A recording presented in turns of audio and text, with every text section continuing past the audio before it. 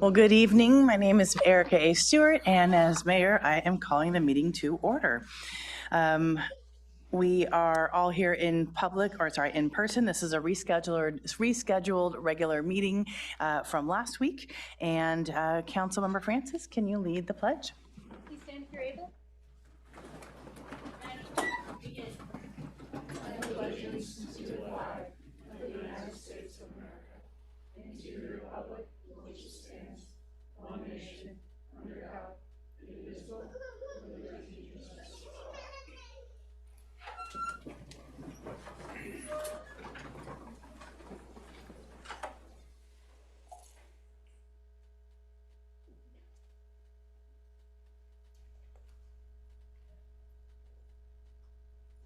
Well, thank you so much, Councilmember Francis. And City Attorney, do you have a closed session report out? I do. Thank you, Madam Mayor. The council met in closed session on one item of anticipated litigation, that is significant exposure to litigation pursuant to section 54956.9. One potential case. The details of that case are on file in a California Voting Rights Act district elections demand filed by Kevin Shankman on behalf of the Southwest Voter Project. And the council did provide continued direction to staff on a proposed resolution of that demand. The council could have approved a settlement in closed session, but has opted to not do so, and instead has unanimously directed staff to bring that forward for consideration on an open session agenda. That staff report will publish tomorrow pursuant to the council's direction, and we will have a public meeting with an opportunity for public comment on that on November 19th.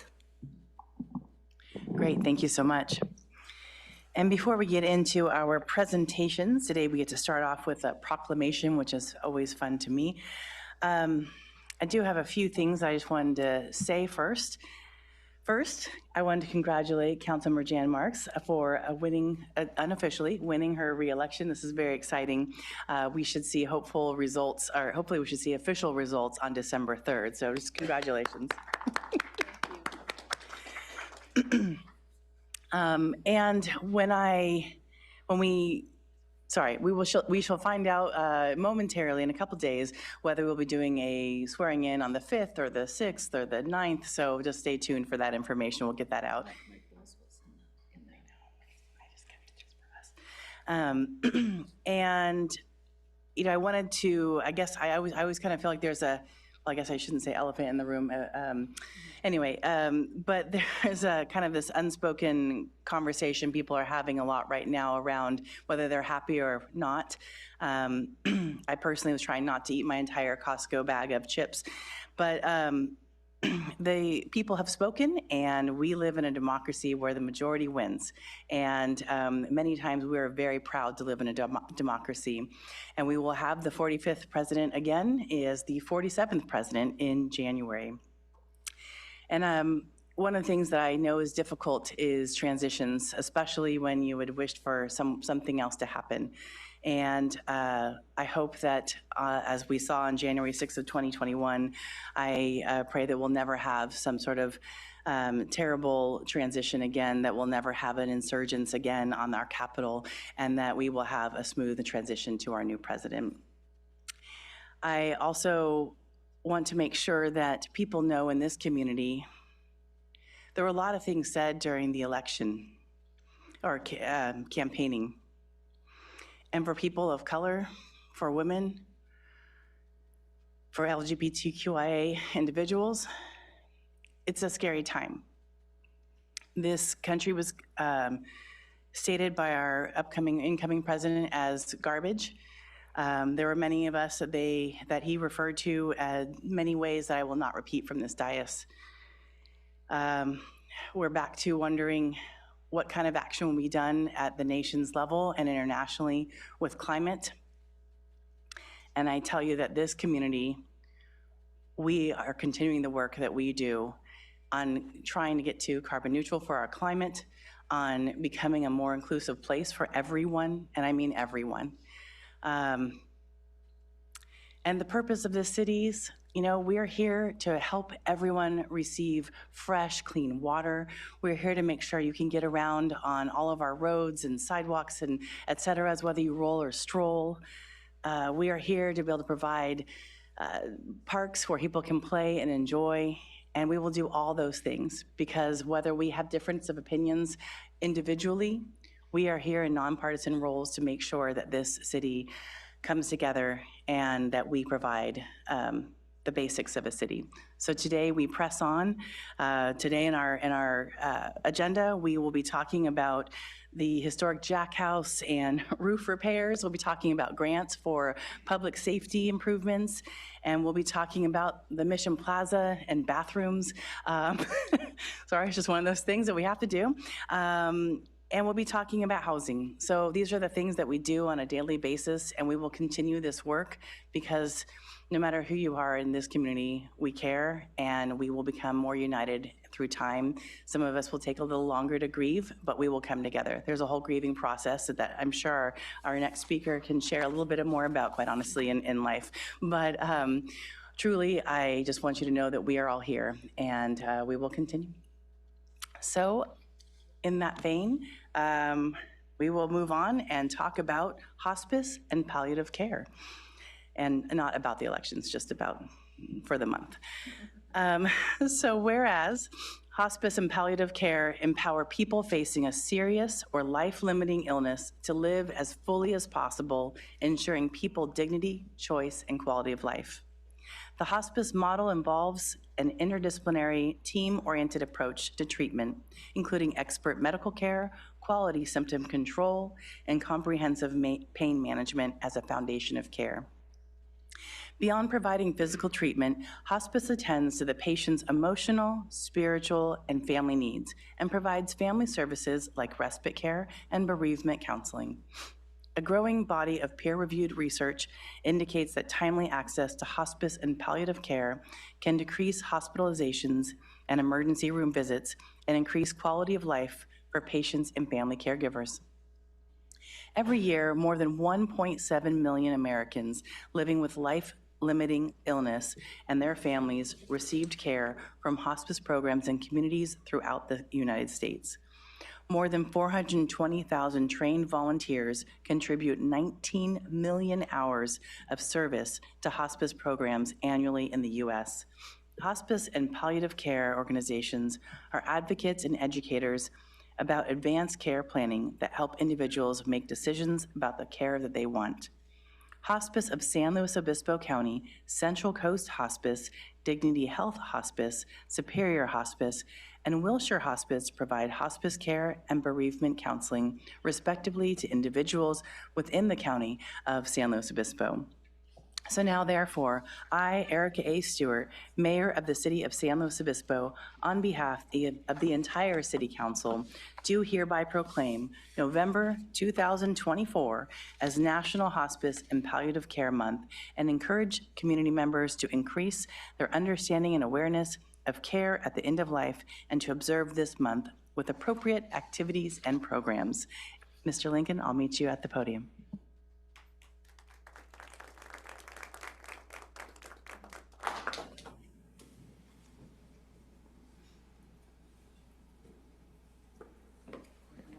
Thank you very much.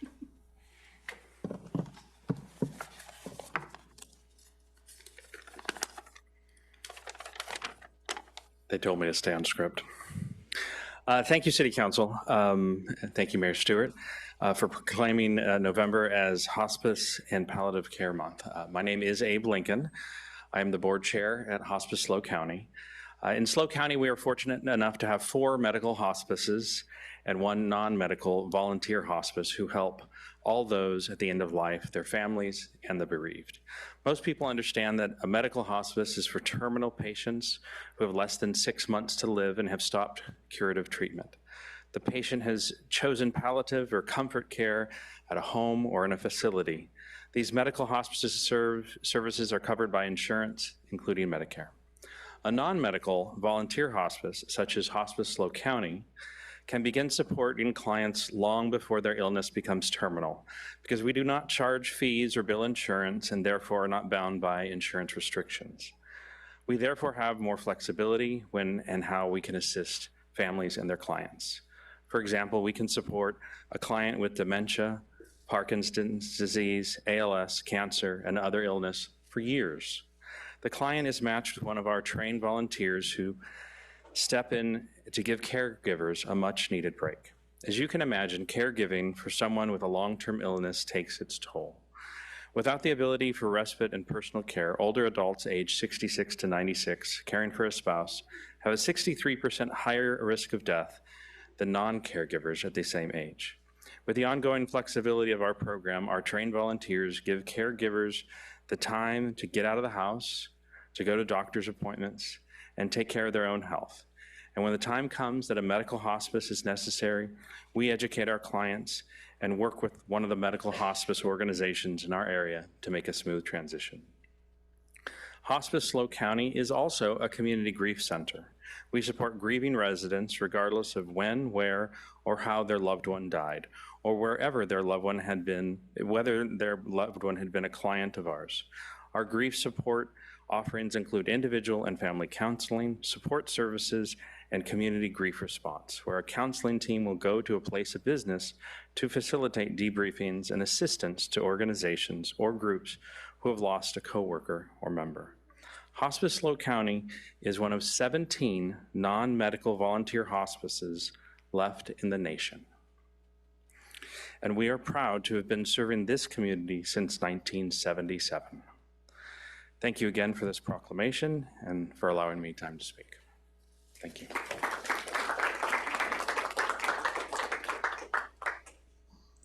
Thank you so much. Next, we will have the city manager provide her report, and I just want to make sure if anyone wants to provide a public comment for items that are not on the agenda, that will be next. So make sure you get a slip of paper that we have for the city clerk to know who you are and what you're talking about. City manager. Thank you, Madam Mayor and City Council. We have a few items, I think rather celebratory in nature, to share with everybody today. This past Wednesday, November 6th, our Public Works staff, along with our Police Department staff, Cal Poly, and County Public Health Department staff participated in a successful bike light giveaway. As daylight savings time ends, it's important to increase our awareness of the need for bike lights as the days get shorter. This annual event includes an unannounced pop-up on Foothill Boulevard near Cal Poly's entrance, where 200 lights were given to bike riders, along with education on the importance of visibility and the risks of riding without one, which can lead to collisions or citations. I'm sure I speak for a lot of folks who have maybe had those similar experiences with a light is incredibly helpful so we can see folks. This is just one of our annual programs designed to educate the community about the importance and legal requirements of using a bike light at night. These types of events also implement our active transportation plan and move us closer toward our goal of Vision Zero. Next, we wanted to highlight that we are now in the winter evening access for our Cerro San Luis Trail. Hiking and biking are allowed in the evenings during daylight savings time period of November to March. The trailhead at Cerro San Luis is available for, again, both evening hiking and biking until 8:30 p.m. Our permits are free and are required, however, in order to make use of this opportunity. This allows us to properly track use and maintain our ecological oversight, as well as for safety in the evenings within our open space, again, on this one specific trail. Permits are available for reservations beginning every Monday, starting at 9 a.m. at our SLO Parks and Rec website, or you can call the office at 781-7300 and get your permit and make use of that night trail. Next, we wanted to highlight our downtown access pass and some of the promotional work that we've been doing to help increase use and ridership. Our staff continues to promote access to the downtown for all roadway users, and this last month we focused on sharing information about our downtown access pass. Following Rideshare Week in October, where Slow Transit participated in SlowCog's Fare Free Week, postcards were then mailed directly to over 900 businesses in downtown, providing them information on the city's downtown access pass. This is a free slow transit pass for downtown employees. The mailer was then followed by social media posts and additional postcard distribution on foot. The postcard highlights how easy it is for someone working downtown to get a free slow transit pass. Just need to submit an application and activate the pass. It could be a mobile pass or on your phone or an actual physical pass as well. And then just hop on the bus for free. So far, our effort has increased participation of the program by over 70%. What that means in actual numbers is in the summer, there were 25 active passes, and as of last week, there were 43. So we have a lot more space and capacity to keep growing and getting more folks signed up. So we'll be continuing with our promotional efforts, but we wanted to highlight this, let you know what we're doing, and of course, just continue promoting that free bus pass downtown. Next, we want to highlight where we're at, what's coming up with our 2025 paving project. So we're kicking off efforts for our annual paving project and invites our community members to attend our Active Transportation Committee meeting on Thursday, November 21st, here at 6 p.m. in actually next door in the council hearing room.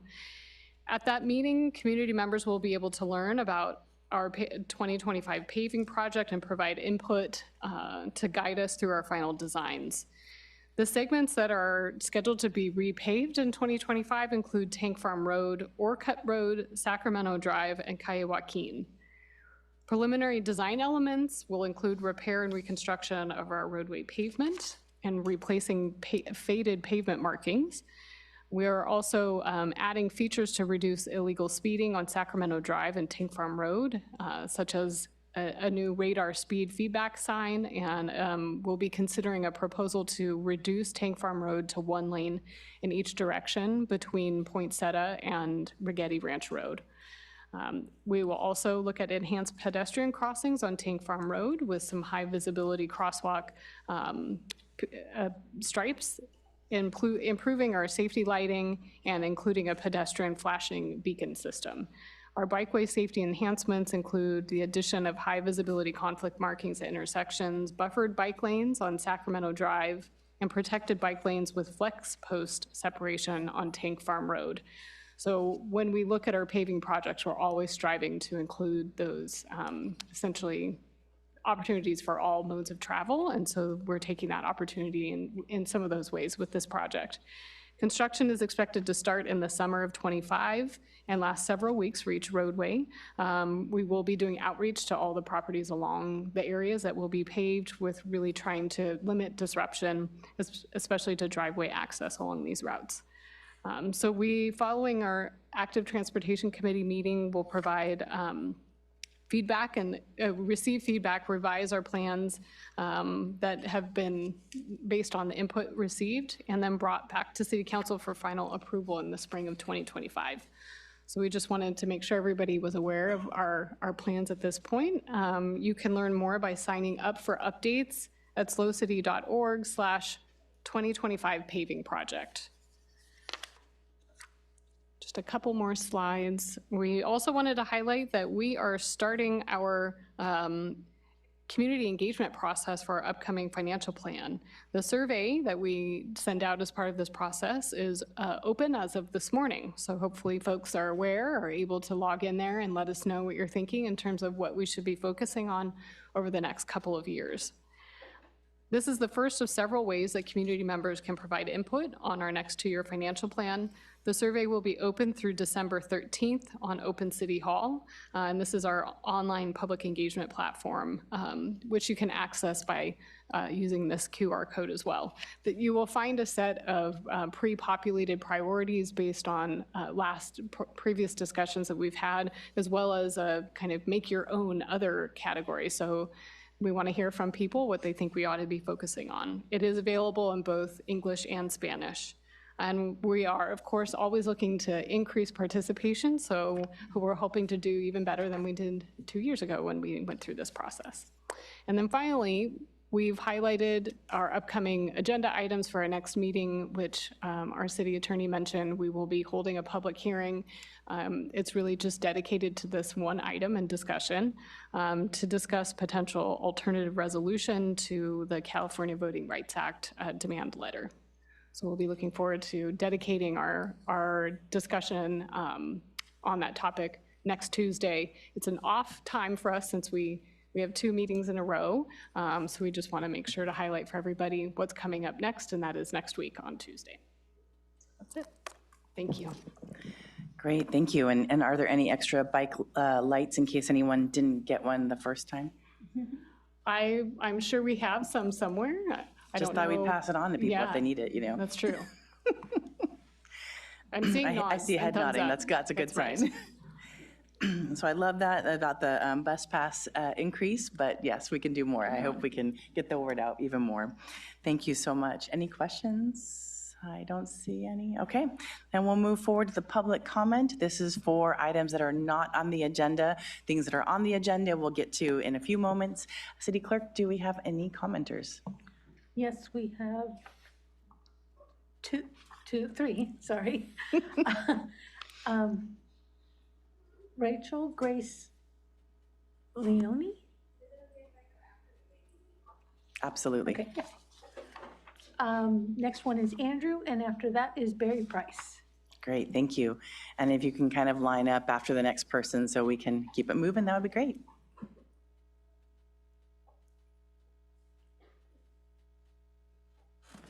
Thank you. So in between the streets of Nipomo and Broad on Bouchon, there has been several very bad car wrecks that's ended in totaled cars and the police and firefighters being called all within less than a week. Like 3 totaled accidents, and I would like to ask, what will the city do in response to these increase of car wrecks? So one thing that I should say ahead of time, and I forgot to, sorry, is kind of the update of how public comment goes, is you just share information, we take it in and say thank you, and it feels a little bit anticlimactic because we don't answer anything. But we do have some people here from the police department that probably can chat with you as soon as the next person comes up. All right, Thank you so much. no problem.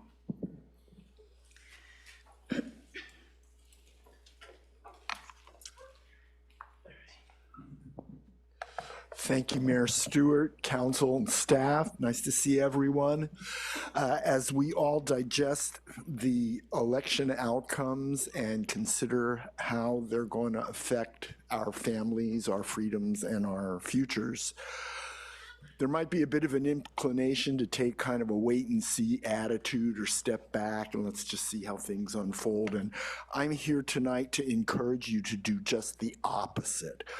I ask you to move urgently and proactively to flex all the levers of power that you have at your disposal to defend and protect the most innocent and most vulnerable people in our city, and to refuse, actually to refuse to comply with demands that are wildly inconsistent with our shared values.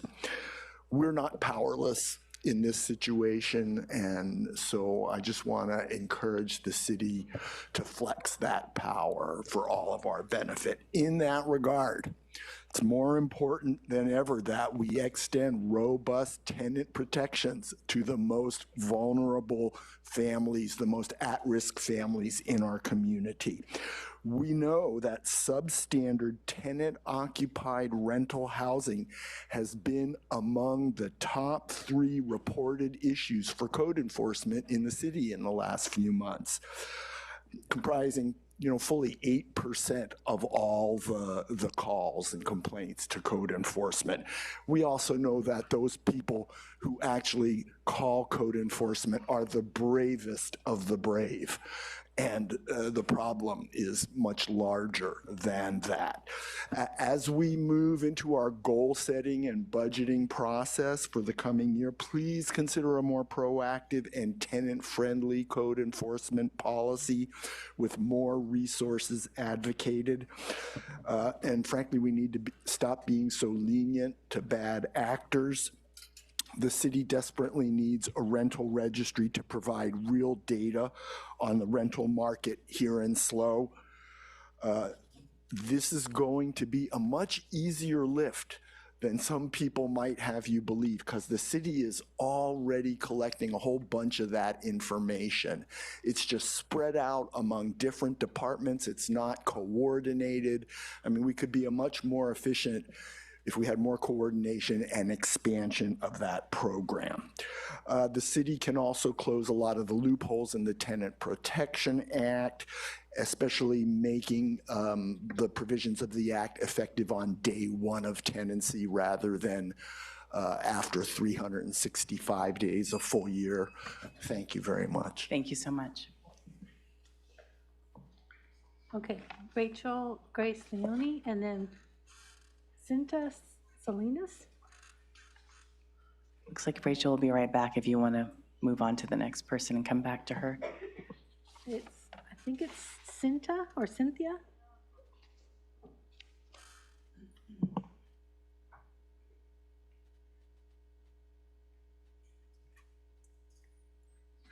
Okay, hello everybody.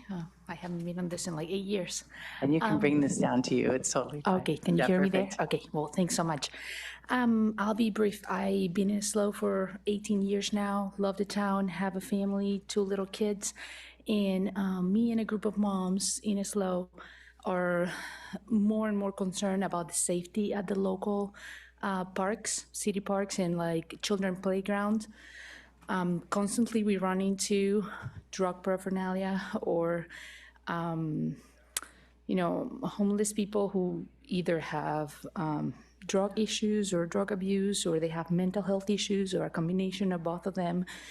And a lot of times they present a risk to the families with little children and to themselves.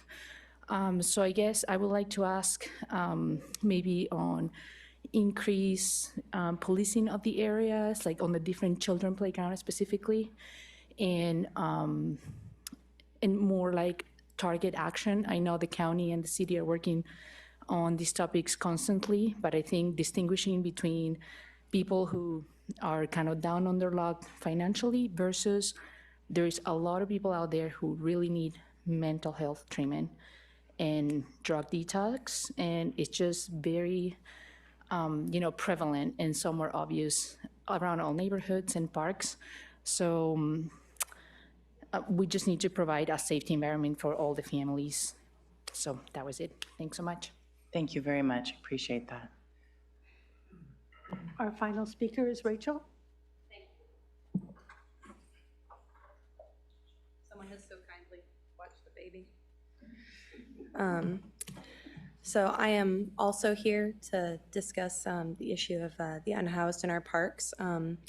So this is the intersection of homelessness, drug use, and the safety of our public parks. And I remind myself and all of us here that parks are meant to be safe havens for everybody, whether we like it or not. They're meant to be for every single person in the community. So I remind myself that it's not just for me. And so I'll be clear about my position that I believe the unhoused should be allowed to use our public parks. Anyone young, old, wealthy, poor, any race and creed is welcome, but illegal activity should not be tolerated in the city of SLO. My background is I'm a critical care nurse, and I've been face-to-face with drug exposure. I've done CPR on the side of the road. I have seen many people die. I was a COVID ICU nurse in New York, serving at one of the most deeply impacted hospitals at the time. I then became a cardiothoracic ICU nurse, where I learned a very important lesson, which I'd like to share with you today. One of my best managers who I ever had, she asked me the question, when you walk into a room, what is the most likely thing that could go horribly wrong today? Are you prepared? This made me a better nurse. I was ready, and I anticipated what could go wrong before it happened. Since moving to San Luis Obispo County, I have had to call the police 3 times, twice for drug use and once for indecent exposure with my child, who you probably saw running around. Recently in Meadow Park, there was a man openly smoking marijuana on a playground near the bathrooms, along with a group of people vaping nearby, and We've just got smoke going on around with the babies. Then I witnessed a young man undressing in front of children into his bikini bottoms and jiggle himself as he watched my baby play on the playset with his friends. This is an act that no parent should ever have to confront. And these are real incidences that happened in our community within the last month. So I reached out to Slow Mom's Facebook group to see if I was simply a magnet for chaos, if I'm just laser focused on what's going on around me, and unfortunately that doesn't seem to be the case. I have brought with me a stack of people's different experiences that I'm happy to share with you later. So let's ask ourselves, what's the most likely thing that can go horribly wrong here? Drug exposure, overdoses for the homeless, or an overdose for a child. That's the most likely thing that could go horribly wrong. This happened recently in Tulare County, where a child was exposed to a needle. Thank God, nothing happened. I don't know how, but so I propose we take action. So I'm gonna give you some ideas. Some might be good, some might be bad. If I'm running out of time, that's totally fine. I'm perfectly willing to send an email. So thank you guys so much. Appreciate it. Thank you, and thank you so much. I believe that's the last speaker. So I did notice that Chief Scott did go outside, Rachel, so if you wanted to chat with him with the other speaker as well. He's actually Chief Tuggle from the fire. Yes. And thank you so much. I know.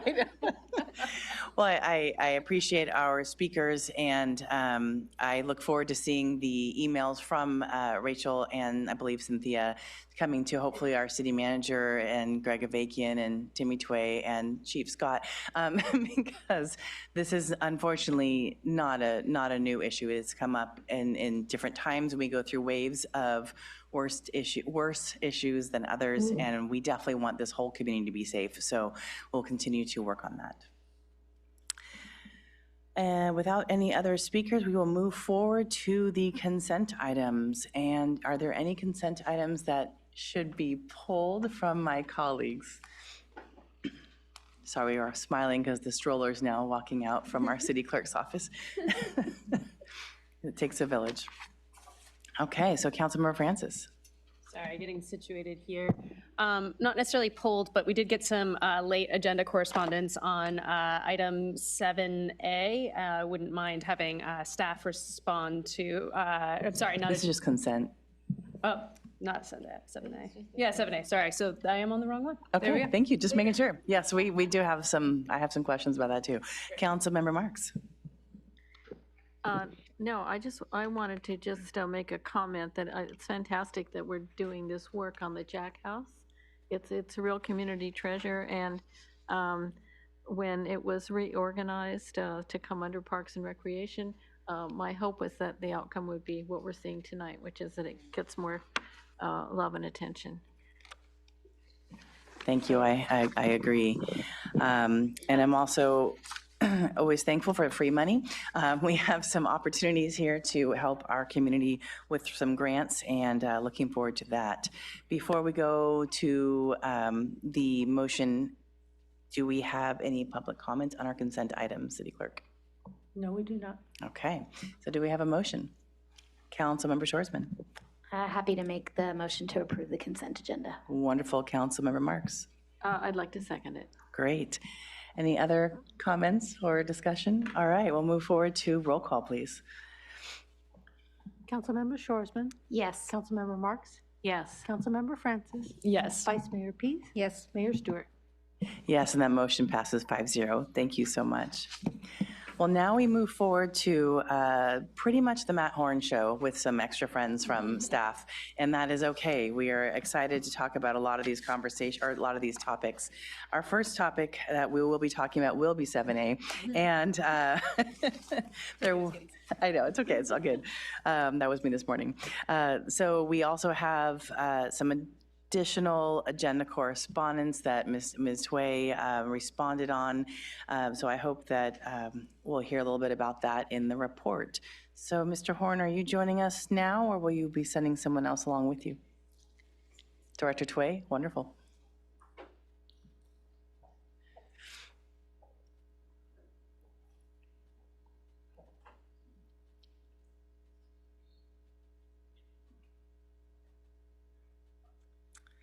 So today we'll be considering abandonment and detachment of portions of Slack Street to adjust the city limit boundaries near Cal Poly. And we'll have a report in a moment. Also, if you are in the audience and have a comment on this topic, please make sure to get your slip into the city clerk so when it's time, we can have that comment from anyone in the audience.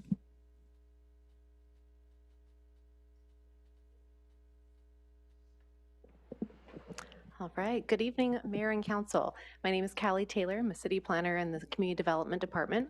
Tonight, we're going to be looking at Cal Poly's street abandonment and detachment applications. These applications are on Slack Street and Hathaway, and they're for a project known as Vista Meadows. To give you a little bit of project description and background, Cal Poly has requested a right-of-way abandonment on Slack Street to accommodate a 33-unit staff and faculty housing project. This is the Vista Meadows project. Slack Street, east of Grand Avenue, currently has a 70-foot right-of-way. That's a very wide right-of-way for a local residential street. As part of the housing project, Cal Poly will be installing street pavement to widen the existing travel lanes. They will install landscape and sidewalk in front of the new housing development. They have requested that the city abandon the unused portion of remaining right-of-way. There is a corresponding city limit modification to match the new right-of-way location. This is known as a detachment application, and it has to do with the city limits and jurisdictional area between the city and the county. It's important that property boundaries match up with the city limits so that we don't wind up with properties that have dual jurisdiction. The additional areas that we're talking about tonight are right-of-way abandonment and city limit cleanup areas west of Grand Avenue and on Hathaway. And these are to correct historical boundaries. So these are being processed in conjunction with the primary application for Vista Meadows. One of the things to consider as we talk through the project tonight is that Vista Meadows housing project itself is located outside the city limits on state land. So the housing project itself is not under consideration by the Planning Commission or City Council. It is a project that was approved by the state, and it is permitted and reviewed by the state.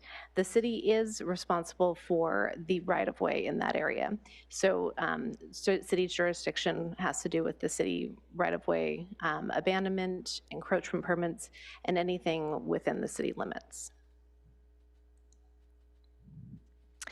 This is a map of the areas that are being discussed tonight. So we have the Cal Poly faculty housing, the Vista Meadows project, at the far east side of Slack Street. It includes about 800 feet of public frontage that Cal Poly will be improving with that project. On the east side of Grand, there's an existing sidewalk that the Cal Poly installed a few years ago, and that is also being included with this application for abandonment and detachment. And then there's a third area that you see up in the corner on Hathaway, and this is an area that the city identified with LAFCO as a cleanup area. It was probably an error at the time that Cal Poly and the city were doing development many, many decades ago, and it's actually located within the city, but it's completely owned and developed by Cal Poly.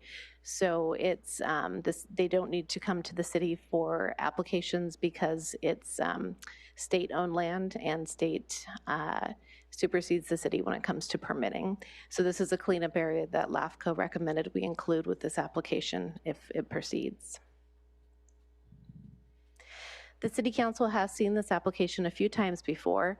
On June 4th, the City Council reviewed an initiation application to authorize staff to proceed with processing the detachment application. Whenever it comes to modifying the city limit boundary, City Council initiation is required before the staff starts to work on the project.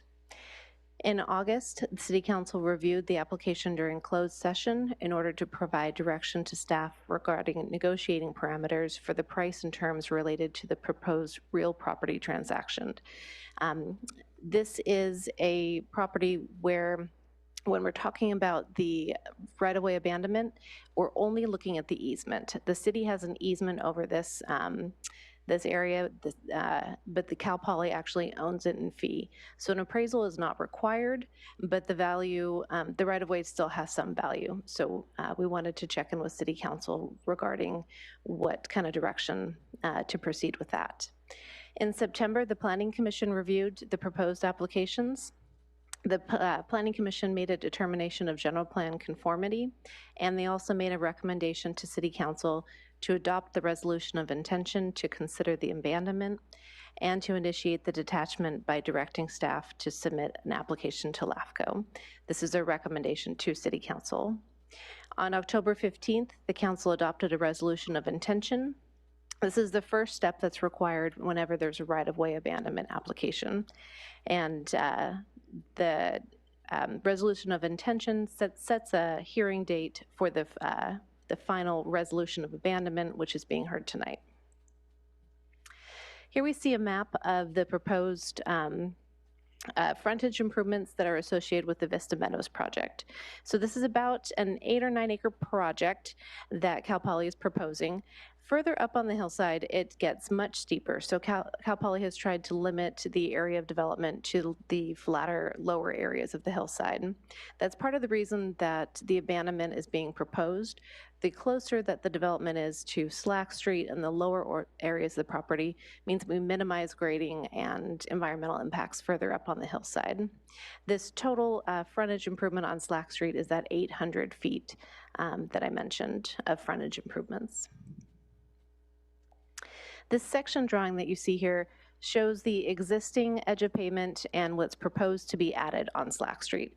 So we have currently on Slack Street, it's a very narrow paved travel lanes that are installed that's less than 20 feet wide, and then there's an 8-foot parking area on the south side of the street. There are some intermittent sidewalks down Slack Street on the south side, but it's not consistent. As part of the project, Cal Poly would be installing improvements on the north side of the street. So they would build out 2 travel lanes totaling 20 feet wide, as well as curb, gutter, and sidewalk, and a landscape parkway. As part of the property negotiations, the city has requested that Cal Poly take ownership and maintenance of the new landscape and sidewalk installed in front of their project. This would lessen the financial burden on the city to maintain that area in the future. Ownership and all liability would go to Cal Poly for that new sidewalk. This is a little bit of a complicated drawing, but it shows you the existing and proposed right-of-ways and back a sidewalk. So if we kind of walk through it piece by piece, the very top red dotted line that you see is the existing edge of right-of-way and city limit boundary on Slack Street. So you can see that where Cal Poly wants to install the new homes, it would intersect that existing right-of-way line. The proposal is to widen the street all the way up to the small red dotted line. That's the edge of pavement, and that would be the new edge of right-of-way and edge of city limits. Cal Poly would own the landscape and sidewalk at the back of the new right-of-way line, and would also widen. They would widen the existing pavement, and the city would own the new pavement that's being installed.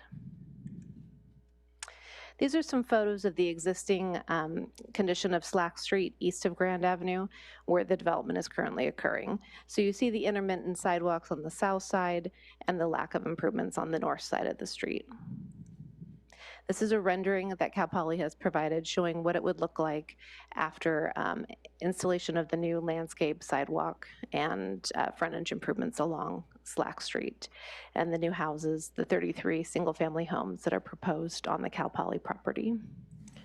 And if I may, right there, I think this is a good chance to talk about one of the public comments we received with concerns about runoff and stormwater maintenance in this area. And so from what I understand from the commenter, there are issues to the south of this property when there are storms with mud runoff, water runoff that aren't properly addressed through the existing infrastructure that affects the homes.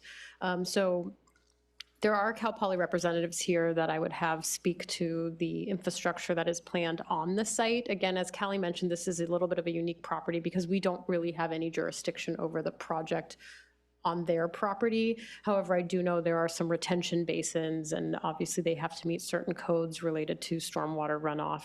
And I would say just inherently through the provision of sidewalk, curb, and gutter, this will make the situation better than it is now. Right now you have, as Callie showed, a muddy slope that just runs into a street. And so our engineering team has looked at the sidewalk, curb, and gutter improvements, and they meet our standards, and they will just inherently improve the situation, as will kind of developed landscape as opposed to untouched earth right there will also improve this. And there also is, as I understand it, a drainage inlet kind of where you see the people there that will take water that is running on slack and put it back into the stormwater system in the plans that we have. And so again, I would say if you have further questions about the stormwater infrastructure that's on the project site itself, I would ask Cal Poly if they can share more. But from our view, this is an improvement just with the infrastructure in the street from what you would see from today. Going back to the overall site plan, where you see the hatched green area, that's the detention basin and water treatment area on site. So as the water comes off the hillside and down Slack Street, it's intended to run towards that drainage basin, which should help hold some of that runoff from the site.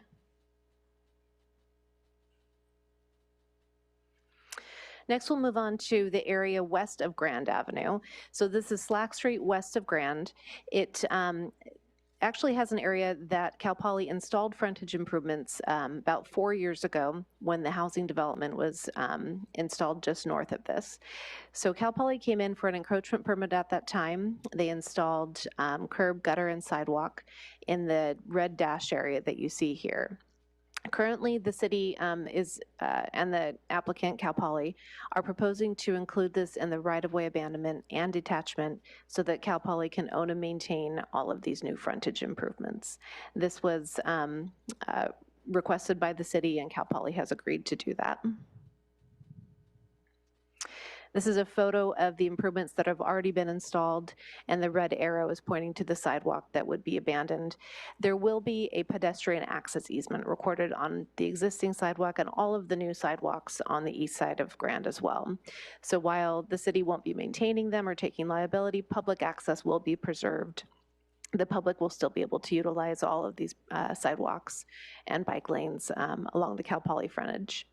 The area between, basically where the new city limit line is between asphalt and concrete. So city will maintain the bike lanes and the streets. Cal Poly will maintain the curb, gutter, and sidewalk itself.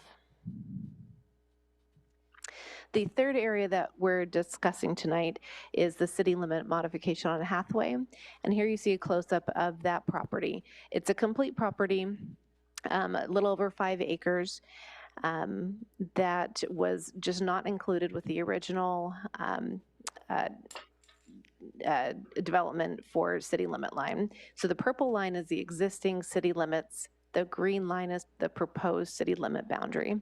And to move that city limit line and put this property outside of city limits, we would process it through LAFCO to request that change. So some of the findings that City Council would need to make to approve the abandonment and detachment are going to be the following slides. The first one is general plan conformity. So the government code requires that the local planning agency make a finding of general plan conformance to abandon a street. The Planning Commission made this finding at the September 25th meeting, and the finding is also included in tonight's draft City Council resolution of abandonment. There are several general plan policies that are consistent with the proposed project. Some of those include that the city shall encourage Cal Poly to develop and maintain faculty and staff housing. It's right out of the city's land use element and housing element. They should expand on-campus housing to meet existing and future needs, lessen pressure on city housing supply and transportation systems. that Cal Poly should fully mitigate impacts to the city, including environmental and quality of life impacts to the neighborhood. And then there are circulation element policies as well, including that new developments should provide sidewalks and assume their fair share of responsibility for constructing circulation improvements. So Cal Poly's project is consistent with all of these general plan policies. Housing is one of the City Council's major city goals. Both housing and homelessness have been identified as major city goals. The construction of new staff housing on Cal Poly land will provide housing for Cal Poly employees. By abandoning the unused right-of-way, the city can support this construction at the lower elevation of the property, thereby minimizing the environmental impacts and the aesthetic impacts of grading further on the hillside. Another finding that the City Council will need to make is that the area is not needed for current or future circulation needs. The Slack Street is designed as a residential, or is designated as a residential local street in the city's general plan circulation element.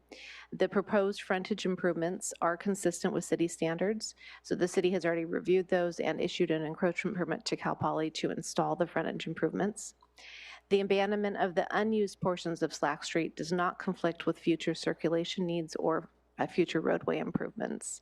And a condition of approval is included that a public pedestrian access easement shall be recorded prior to abandonment. Cal Poly will maintain the sidewalk and the landscape, however, public access will be preserved. Public utility easements will also need to be recorded as part of the right-of-way abandonment. So there are various different gas, AT&T, PG&E easements and utilities located in that area. City staff has notified all of the local utility companies, and we are working with utility companies to record easements as a condition of the abandonment. There are overhead lines that are proposed to be installed underground as part of the frontage improvements, and that will be along the entire frontage of the Vista Meadows development. So therefore, the City Council can make the finding that the proposed right-of-way abandonment will not adversely impact existing or future public utilities, provided that the required easements are reserved. At the previous council meetings on June 4th and then the closed session in August, the council requested several items be addressed by staff in Cal Poly through the application. So there are 5 points that were included in your staff report that Cal Poly and city staff have worked together to achieve. The first one is that Cal Poly will own, maintain, and hold all liability obligations related to the curb, gutter, and sidewalk improvements. This will be a positive net fiscal impact to the city because we won't have to maintain that infrastructure. Cal Poly has committed to recognizing the value of the right-of-way abandonment area when considering city acquisition of land for utilities. So this is related to a water reservoir that the city needs on Cal Poly land in the future.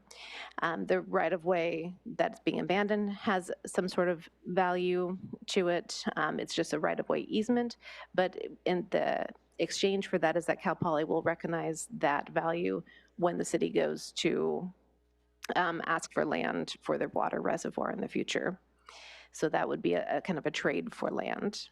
And that is included in the resolution. Cal Poly has committed to that condition. The third one is that Cal Poly will acknowledge the partnership with the city in the Vista Meadows project. This can be done through signage,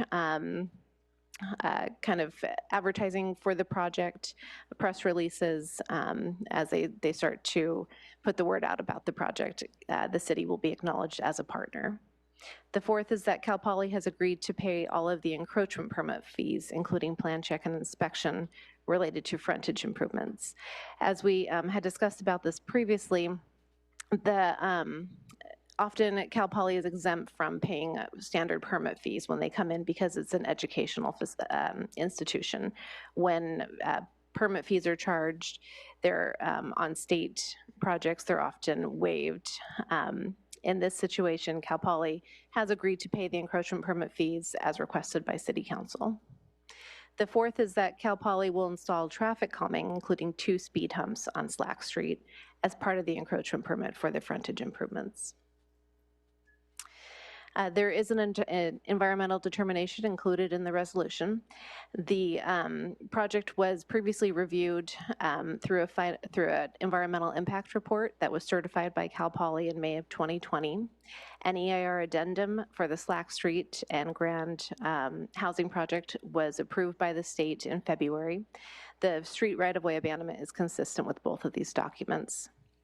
The adjustment to city limits, or the detachment application that we call it, this qualifies for a Class 19 CEQA categorical exemption, which exempts annexations containing existing public structures developed to the density allowed by current zoning.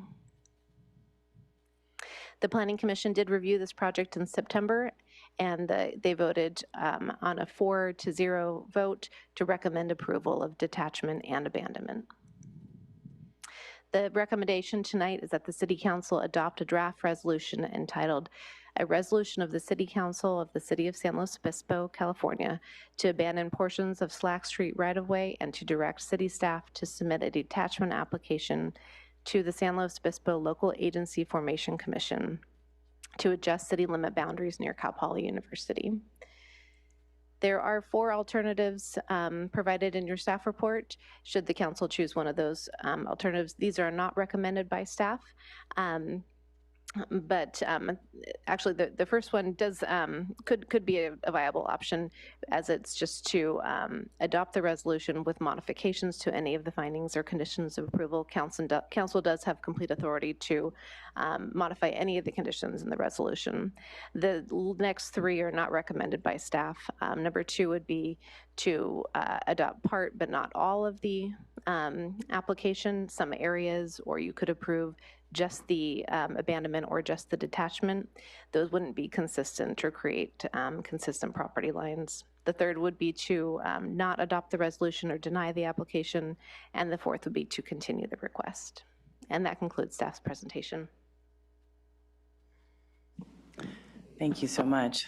That's a lot of information to get through, and appreciate all of the answers to our many questions that we had in closed session as well.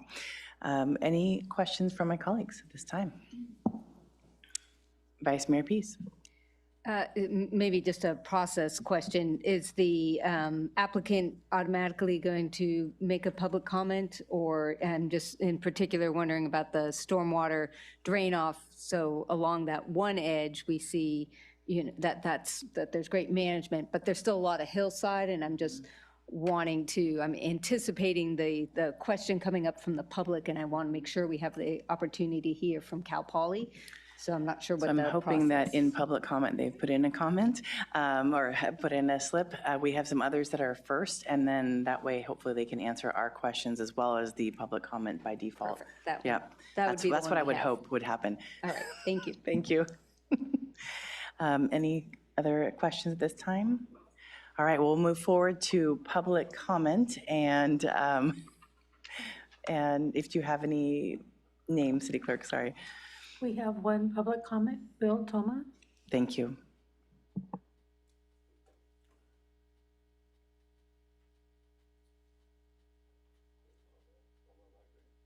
Hold on one second, your microphone's I'm on. just a local citizen, used to come up here all the time, but I only have 2-3 minutes. So I lived, we'll say, the portion of Slack Street that's not being improved is really where the problem really exists right now. To not improve Slack all the way to the end I think is a big mistake. You can't drive a car up there and turn around. You have to back down the street to get to Henderson. It's not wide enough for 2 cars to pass on that street. Right now, the water comes off the hill there, goes into the first driveway on the right. The furthest east property there's 2 or 3 driveways there that go down the hill, and then they enter into the properties that are on Hayes Street. We own a home on 2090 Hayes Street, and it's floods all the time. I'm hoping that either Cal Poly or Public Works would consider extending that all the way down so that the water would run off and go down Slack Street rather than into the neighborhood. So I think there's about 4 to 6 houses that are affected that every time we have a rain up there. We've never come to city council to complain about it, but it is an opportunity for you to fix a pre-existing non-conforming problem that's been there for a long time. And I think from a traffic standpoint, the people that live from Henderson north would really appreciate probably having a wider street there. It's almost impossible to get out of there. You have to drive through into somebody's driveway and then back out to be able to get out. And if there's a delivery truck or whatever, it's just impossible. So option number 1, which you said, is you can make some conditions of approval. I'd love to see Cal Poly have to improve that street all the way out. And I know they don't want to spend the money because that's kind of what Cal Poly does. But thank you very much for your consideration.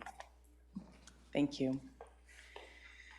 I'm hoping that Cal Poly can maybe respond a little bit more to the agenda correspondence that hopefully you've had a chance to check out. Also, as far as the drainage that was discussed from Mr. Toma in that, but also probably in reflection to Fremont during the year, a couple of years back, and the retaining wall that had to be put in, maybe just kind of you could reference back to what was done there and how that's, what you've learned from that and how that will affect us here. And as far as also when it comes to the end of the road and nowhere to turn around, since we'll be adding 33 units, what would that be like? Those are my initial thoughts. Thank you. I'm Mike McCormick. I'm the Vice President for Facilities Management and Development at Cal Poly. And thank you for taking up this application. Thank you for the time. And I also want to thank you for the last 2 years that we've been working with the city staff and council on this. I think where we are is a much improved project because of the partnership that we've had through this.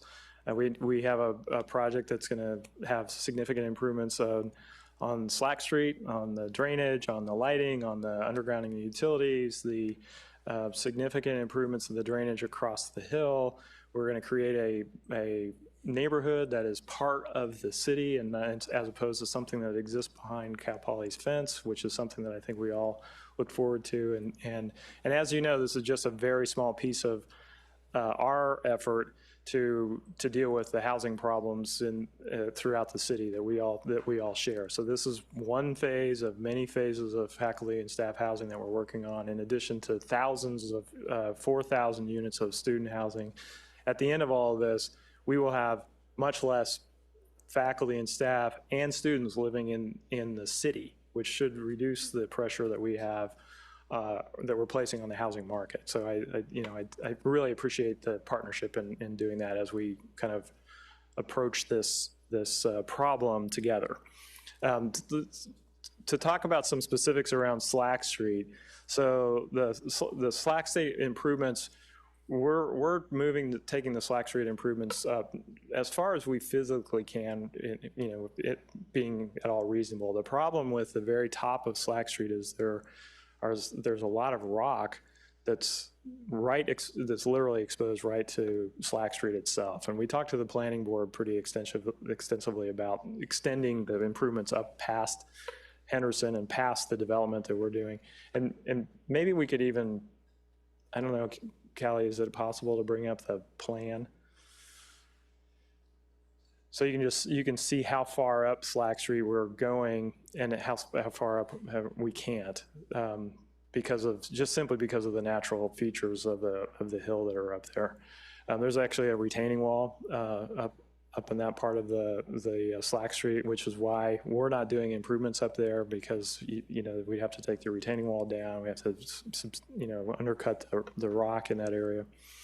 The mayor mentioned the landslide in the area, and that's partly why we're not developing up higher on the hills, because we found evidence of former landslides up there, and so that's why we're trying to develop down towards the bottom of the hill. So we're really being quite careful about leaving that unimproved so that we're not aggravating the situation.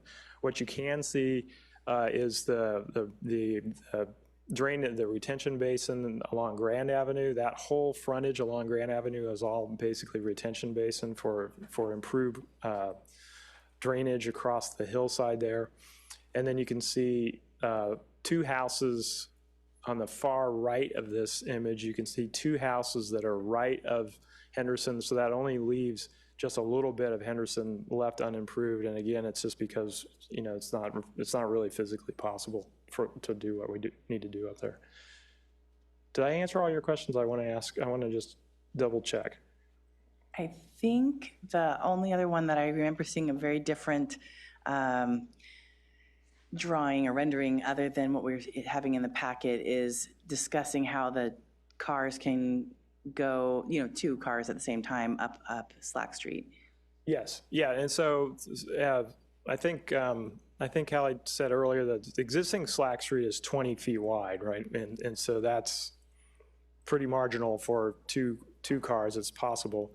And so what we're extending the width of the Slack Street all the way up in front of the frontage in front of all of the houses. So in addition to the width of the street, the drainage in the street, the sidewalks, the landscape buffer in between, undergrounding the utilities, so that creates a much wider space, which you know, to impact the entire length of Slack with that wide footprint really starts to create some physical problems up there. We were concerned it was going to make it worse, actually.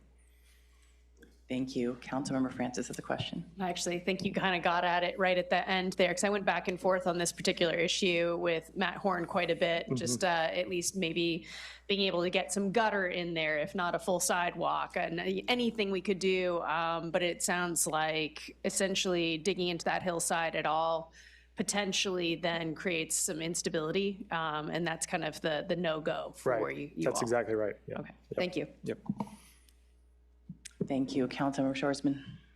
Yeah, and just to make sure that I'm following that, so that's the reason that you can't extend the wider road all the way up to the top. Yes. So it will be wider, and then it'll just kind of be this. It'll narrow down weird as narrowing the hillside, you know, really gets high right there. Got it. Okay, and then we also had a few questions that were kind of addressed in the agenda correspondence regarding water, the concern that this could impact our water supply, and maybe you could just articulate for those who didn't read the agenda correspondence what this plans are for water supply and wastewater for these units. Yeah, so this is all. Before you answer, are you talking about the wharf on Cal Poly? No, Okay. I'm just talking about impact on the need for 30 more units needing water, and Just how that breaks down between the Cal Poly water supply versus the city water supply. Yeah, and so we work closely with Aaron and the staff here at the city to kind of go through those calculations. And at the end of the day, all of the water and sewage is being treated, is being taken care of from the Cal Poly side. So the water is coming from our source, which is Whale Rock. It ends up getting pumped up into a reservoir up on the hill. We're also through a lift station pushing all of the sewage back to our facilities, so that then we'll, you know, later we'll be intercepting that with the water reclamation facility, the wharf that we're in the process of building right now. So just for those who might be wondering in the community, that means you said Cal Poly has their water supply at Whale Rock. We also, as a city, have some portion of Whale Rock, but it's not. You're not using the city's portion. That's right. Basically, even though our facility processes the water. Yes. It's not taking away from the city's water, which I think was the main point of That's the right. questions that we That's got. right. Yes. And then my last question, since you're here, looking back at the plan picture, it looks like there's maybe some sort of pedestrian or walking path that goes sort of along the north side of the plan to get so that users or people that are residents don't necessarily have to come down to Slack Street to get back onto campus. Yeah, I'm glad you asked that. I'm glad you pointed that out, because we haven't talked very much about it. But the idea is to house faculty on campus so that they can access campus without driving, right? And so the idea is to provide pathways along the creek, and then bridging across the creek to Grand Avenue, so that they can have much easier access to the campus. So that means they don't have to circulate down through Slack Street and then back up Grand Avenue again. They can just cut right through there. And we think that's going to be a really pleasant walkway, actually. Yeah, that's one question that I've sort of had from the beginning as I've seen these layouts, but I hadn't actually seen the answer to that, so Yeah, thank you. thank you for pointing that out. Thank you. We've had some questions about why we couldn't have that road be wider for a buffered bike lane or something of that sort. And so I think that's a perfect answer to that. Vice Mayor Pease. Thank you so much, and I do just want to make sure I'm closing the loop on that stormwater issue. So as it's coming down the hill, previously, water saturation, it would maybe come down and dump along that entire frontage of Slack Street is kind of, sorry, my hands are going wild, but I think you're following. And so now with the new housing, the water that will, I assume everything is going to be graded in such a way that it is routing to the detention basin that's kind of toward the front. So there'll still be some residual from, that's going to sneak into that 200 linear feet or whatever.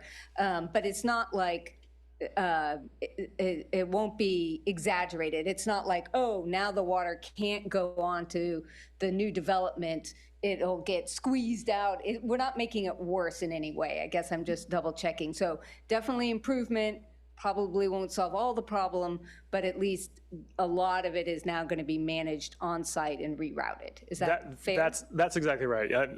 Just to be clear, some of the site, all of the water is coming down the hill, and a lot of that is being captured effectively in the housing complex. Some of it will be into structured drainage on the streets, right? Because they're actually flowing the opposite direction as the retention bases.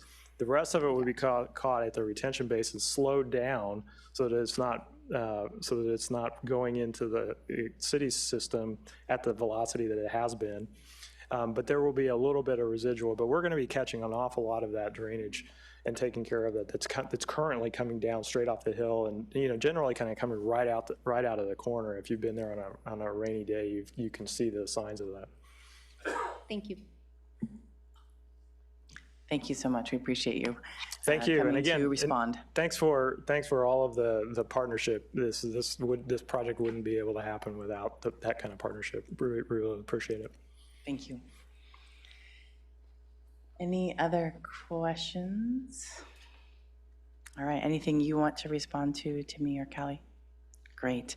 All right. Well, we'll move forward to deliberation. We have Councilmember Shoresman. Yeah, I guess, excuse me, this was still sort of a follow-up question to other discussions about wastewater. We've had a request to add a condition of approval to state something about the wastewater. I'm just wondering if we feel like, from a staff perspective, it's necessary or valuable to have a condition of approval that references the need to manage the wastewater better than it currently is. Again, it's council's purview. If you'd like to add something, I would say, again, because of the unique nature of this project where we don't have jurisdiction over what's happening on the actual site, I would hesitate to write a condition that we really can't control.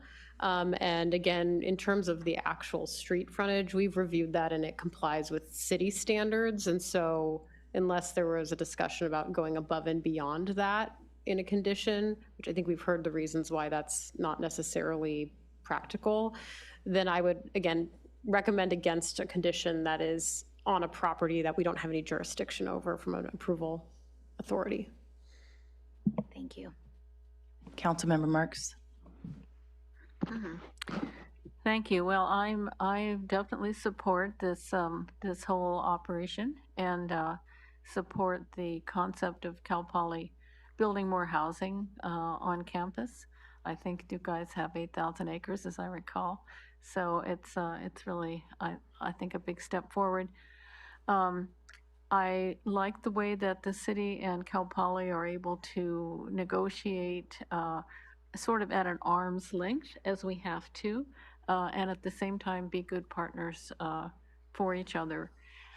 My one concern has to do with the traffic on Slack and Grand Street. I have to say I lived in the area for 30 years and I've seen a lot of traffic right in that area. And I know that's not really part of what we're looking at tonight, but that I hope as time goes forward and, also considering 4,000 more students on campus, just making sure that the city and Cal Poly are able to work together well to make sure that that intersection is safe for everyone. And there's an elementary school right there, so, you know, it's just a consideration. But I'll definitely support this, and I'll be happy to make the motion when the time is right. Thank you. Councilmember Francis. Yeah, thank you very much. Also supportive of this project. I was really hoping we could get the roadway frontage improvements that we've been actively discussing tonight, but after spending a lot of time with staff looking it over, I understand the limitations that this site is dealing with, and I think we're getting a really nice improvement to the portion that's improvable, which is great. Excited to see this housing going in. Disappointed it's not in the density that we originally thought we were going to get there, but I've been hearing more about all sorts of additional staff and faculty projects they're considering in different sites around Cal Poly, and very excited about that, not to mention the 4,000 student beds that are under construction. So grateful to our Cal Poly partners for really stepping up with housing, and I think it's going to make a real difference. So supportive of moving ahead with this today. Thank you. Councilmember Schwarzman. Thank you. Yeah, just to piggyback on my colleagues, I guess a little bit, looking forward to this. 33 units is better than no units. So like they said, it's not what we had hoped for, but we'll take it. And just want to thank Cal Poly for their partnership on looking at ways that we can make Slack Street safer with the increase in traffic. And I'm very happy to hear about the pedestrian ways to get onto campus to try to limit the impact on that intersection. I want to back up Councilmember Marks here on my concerns about Grand and Slack. We've had lots of concerns about that intersection over time, and I hope that together we can move towards an overall better solution for that intersection in the long term, but again, not what we're really talking about tonight. And you know, to the neighbors on Slack Street, I'm hopeful that this will be improvement to what you're experiencing now. And I suppose that if it's not, then Cal Poly will be on the hook for damages in some way, shape, or form down the road. But I think it's going to be better. And I'm happy to second or whatever the motion at this point. Thank you. I have to say I echo a lot of my colleagues' thoughts. I do appreciate the future housing. I think it's going to be very helpful, and similar to my colleagues, I remember when it was going to be a larger density and that was going to have more people to be able to be there. It was also at one point going to have more childcare, and that is sadly not happening, but I know there are some potential future options for us to be partners. I appreciate Mr. McCormick sharing about the thousands of units that are going on campus. It's a reminder for us to know that more student housing will happen on campus. And we also are always aware, at least on the council and from the city, there's also more students going to come to Cal Poly in the future. So we just hope that that ratio continues to be more housing than more students, since we don't have enough as is right now. And I'd say also I worry as far as I totally hear you, Director Tway, we don't have the ability to manage someone else's property. And I also worry a little bit if the slowing of water, the reducing of water that's currently coming to the neighbors on Slack Street doesn't work out that way, and /Hayes/Henderson doesn't work out that way. What retribution do they have? That's something that I have concern for as City Council. We're trying to make sure that all of our community members have a safe and healthy living space. So I don't know that that's an answer you have today here, but I hope that as that time comes, you're measuring that in some way, shape, or form. So at this point, and I also do want to just echo the pedestrian/bike, stroller, walker, strolling pedestrian walkway that you'll have. I think is going to be very helpful for the campus as well. And with that, I believe Councilmember Marks, you wanted to make the motion. Yes, I'd like to move the staff's recommendation regarding the resolution to abandon portions of Slack Street and consider detachment to adjust city limit boundaries and accommodate a Cal Poly faculty housing development. Thank you, Councilmember Shorsman. I'll second it. Can we have a roll call, please? Councilmember Marks? Yes. Councilmember Shorsman? Yes. Councilmember Francis? Yes. Vice Mayor Pease? Yes. Mayor Stewart? Yes, the motion passes 5-0. Thank you so much to Kelly and to Dr. Tway. We appreciate your time and your thoroughness on this issue. So, let's see. All right, so next we have item 7B. This is a moment where hopefully parking's not considered a bad word. We have a lot of great things coming up in this topic of the Downtown Parking Program Technology Roadmap Report. Exciting about the parking app as far as how you pay for parking, as well as possible safety improvements in the future, and looking at what this looks like for our financial plan in 25-27. So I will let Ms. Donna King and Director Matt Horn get connected and ready for their presentation.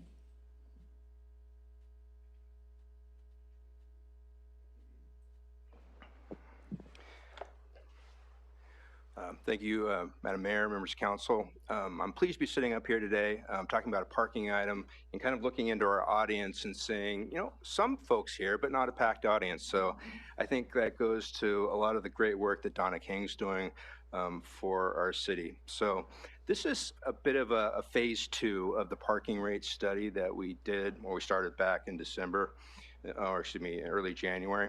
From that work effort, we had many stakeholders, like 6 stakeholder meetings, 5 community meetings, over 80 emails, and over 60 social media posts or comments into the city. And the couple items that we picked up from the parking rate study related to parking experience and rates were largely tied to technology issues and the kind of frictional issues with dealing with how to make payments or using mobile app vendors, or just how we manage the different on-street versus off-street stuff, and then also increasing safety and user experience. So really what we're here to do tonight is the kind of the strategic plan, or the framework for what we heard in the parking rate study with the parking technology plan. So it's the secondary implementation of all that outreach that we've done. Again, Donna King, our parking program manager, will present information for you tonight about a portfolio of different items that we want to implement to assist our community with parking. So with that, I'll hand it over to Donna. Thank you. There we go. Hello, Mayor and council members. Thank you for giving me the opportunity to present for you tonight.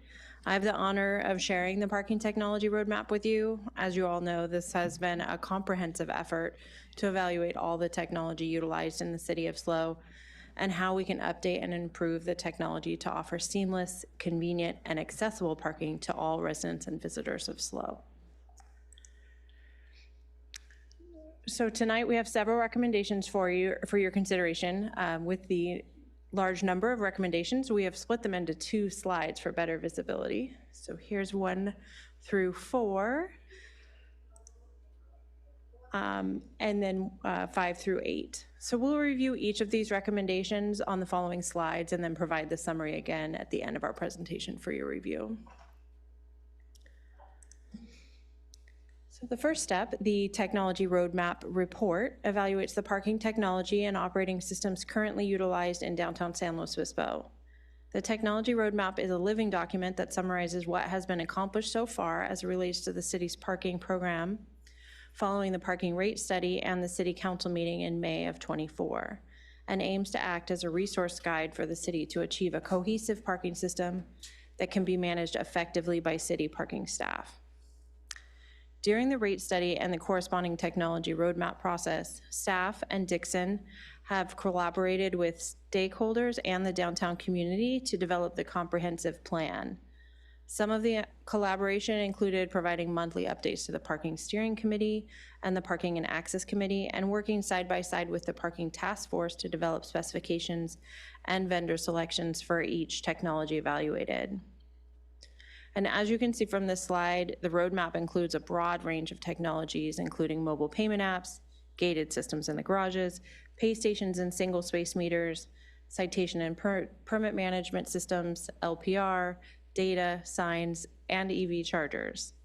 The roadmap report includes a table of near, mid, and long-term recommendations that you can reference in the agenda report or the tech roadmap report. And we'll continue to utilize these recommendations to make ongoing improvements to the parking technology in SLO. So our first recommendation tonight is for council to receive and file the parking technology roadmap report.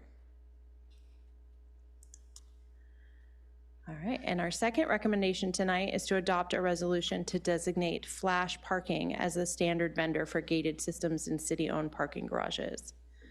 This is consistent with your direction in May to adopt a consistent gated system in all of our parking garages. Flash Parking was selected as the vendor for the Cultural Arts District parking garage as part of the capital improvement project. And staff is recommending adopting the same system in the existing garages that will be installed in the Cultural Arts District garage. The good news is the parking fund benefited from a one-time approximately $2 million of interest on the proceeds from the CAD-PS bond, which was earned over the course of the last fiscal year. The interest from the bond received was an unanticipated revenue that was not budgeted for. So although we may receive future interest revenue from the bond funds, we don't know what the amount will be. So this report really is focusing on the bond interest that we've already received. So our third recommendation is to appropriate $1.2 million from the unreserved parking fund balance for the purchase and installation of Flash parking gated systems in the existing garages. The tentative project schedule is detailed on this slide, with an estimated completion of updated gated systems in all garages by spring of '26. If it is possible that we can move quicker than what is shown here, staff plans to install at the 842 Palm Garage as soon as possible, consistent with community direction. And this is in line with the preferences that Downtown SLO has expressed.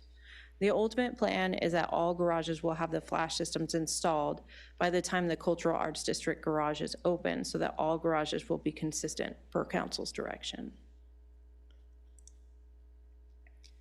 So staff's fourth and fifth recommendations this evening are related to the update to multi-space pay stations.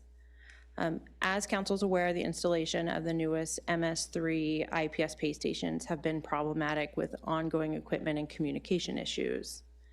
In addition, the older model MS1 pay stations on street are out of warranty and have begun to need updates, additional maintenance, and replacement parts. Parking staff has been working with the city attorney's office and the city manager to return the MS3 pay stations and modify or terminate the contract with IPS.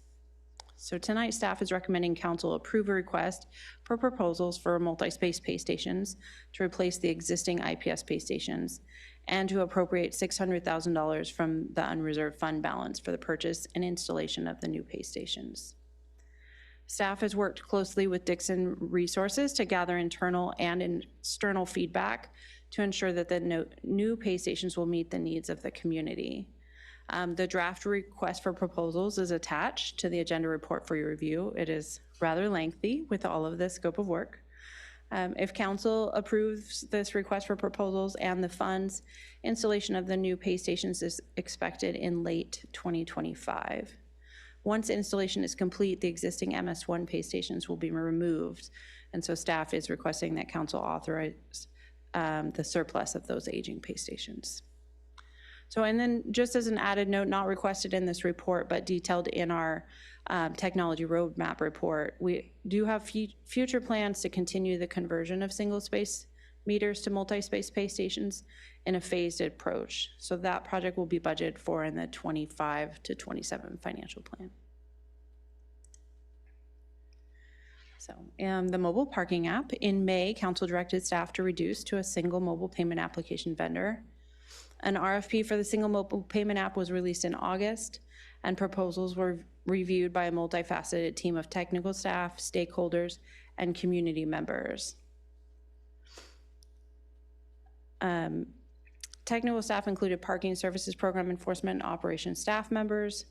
Stakeholders include representatives from the city's Economic Development Division, IT Division, and Downtown SLO Parking and Access Committee.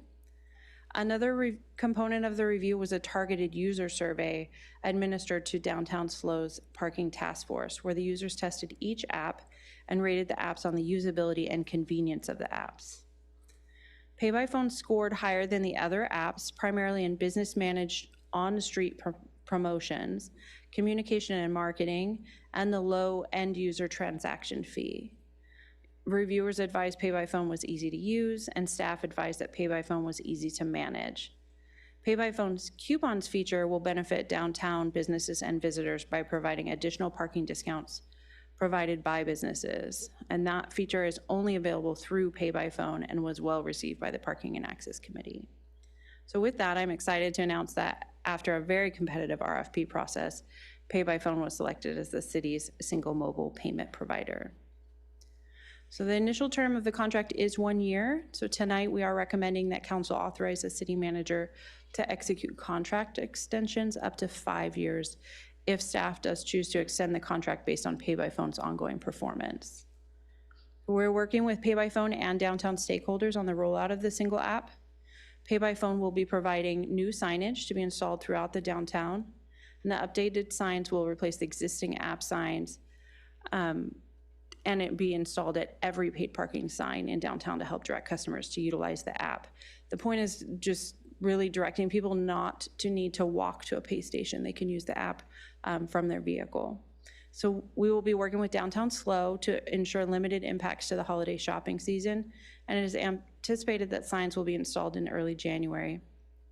We'll continue to have Park Mobile and Honk available for use until February, or until at least 85% of the transactions are on PayByPhone. This is to allow that soft rollout and to limit any confusion for existing users, particularly during the holiday season. While the city will no longer be promoting the use of Park Mobile and Honk, existing visitors to downtown accustomed to those apps will not be impacted through the remainder of the year. A joint press release and social media post announcing PayByPhone as a single mobile payment app is scheduled to be sent out in January. Okay, so the city citation issuance and processing software. We currently contract with IPS for parking citation software and citation processing services. We executed a 5-year contract in June of 2022, but the contract does include the standard termination for cause or convenience. So since implementation, enforcement and administrative staff have reported ongoing issues with the enforcement software, reporting, DMV processes, and citation noticing. And all citation processes are mandated by the California Vehicle Code. So staff has notified IPS of the city's intent to terminate the IPS contract for citation and processing services. And the city manager has also authorized the release of an RFP to select a new vendor. Staff is recommending that council authorize the city manager to execute a 1-year contract with automatic annual extensions for a maximum of 5 years with the selected vendor. The cost of the current IPS enforcement services is approximately $120,000 annually, and the continuing cost is expected to be the same or less. So there is no need to allocate any additional funding. And then the contract with IPS will be terminated upon 30 days notice once a new citation software and processing vendor is selected. All of these systems are not really public facing, so there shouldn't be any public communication and education that's needed, but we'll plan to have the implementation of the citation and permit management completed by spring of '25. So our final recommendation tonight is to appropriate $100,000 from the parking fund unreserved fund balance for design specifications for safety fencing to be installed at the top perimeter of the 3 existing garages, similar to what's already been selected and designed for the Cultural Arts District garage. We are also looking at funding for installation of security cameras in the garages that will be established in the 25-27 financial plan. We're estimating the cost to be approximately $500,000. And the funds are expected to come from, the funds for the 25-27 financial plan are expected to come from the remaining bond interest from fiscal year 23-24 and any bond interest revenue generated during 24-25. And then the contract with IPS will be terminated upon 30 days notice once a new citation software and processing vendor is selected. This, all of these systems are not really public facing, so there shouldn't be any public communication and education that's needed, but we'll plan to have the implementation of the citation and permit management completed by spring of '25. So our final recommendation tonight is to appropriate $100,000 from the parking fund unreserved fund balance for design specifications for safety fencing to be installed at the top perimeter of the 3 existing garages, similar to what's already been selected and designed for the Cultural Arts District garage. We are also looking at funding for installation of security cameras in the garages that will be established in the 25-27 financial plan. We're estimating the cost to be approximately $500,000. And with that, I'm excited to announce that after a very competitive RFP process, PayByPhone was selected as the city's single mobile payment provider. And then we are looking at other garage security enhancements based on the technology roadmap report. So any additional funding needed for future garage safety improvements will be requested at a later date. So we provided this graphic just as a broad overview of the timelines. I know there's a lot of technology that we're talking about. So this just gives you a timeline of when each technology improvement should be completed. Can I interrupt you for a second? I just want to make sure I understood this correctly. Absolutely. So people can use the Park Mobile and Honk through the end of 24 or the end of 25? Through the end of 24. Okay, that's what I thought. I just wanted to make sure I heard that right. Thank you. Yes. And early 25 as well, we'll be looking at that usage. Really, we don't want to just turn off apps and then have someone confused when they come downtown. So we'll be looking at that to make sure that we make that transition as smooth as possible. And then this table, because again, we are asking for a lot of things here, this just identifies the fiscal impacts of the items that we are requesting action be taken tonight. And then as the remainder of the technology roadmap is implemented, staff will identify those fiscal impacts at that time when we're moving forward. So here we go with the final staff recommendations. But before I close, I really want to take this opportunity to give a huge shout out to the parking services team. The parking staff have had a lot of challenges put before them in the last year and a half. And as you can see from this report, the presentation and the recommendations, the parking team has put a significant amount of time and effort in preparing all of this for council's consideration. So with that, and I'm happy to flip back as you need, but this is recommendations 1 through 4, and then I'll flip to 5 through 8, and I'm happy to answer any questions. Thank you so much, and very well said about the thank you to the parking staff. I know that not everyone has been the kindest to every staff member to deal with parking, and it has been very tough, so really do appreciate everyone. Councilmember Marks? Thank you. Yeah, I have a question about a demographic of the senior citizens here in our city who may not have a phone, and if they do have a phone, they are not comfortable downloading an app.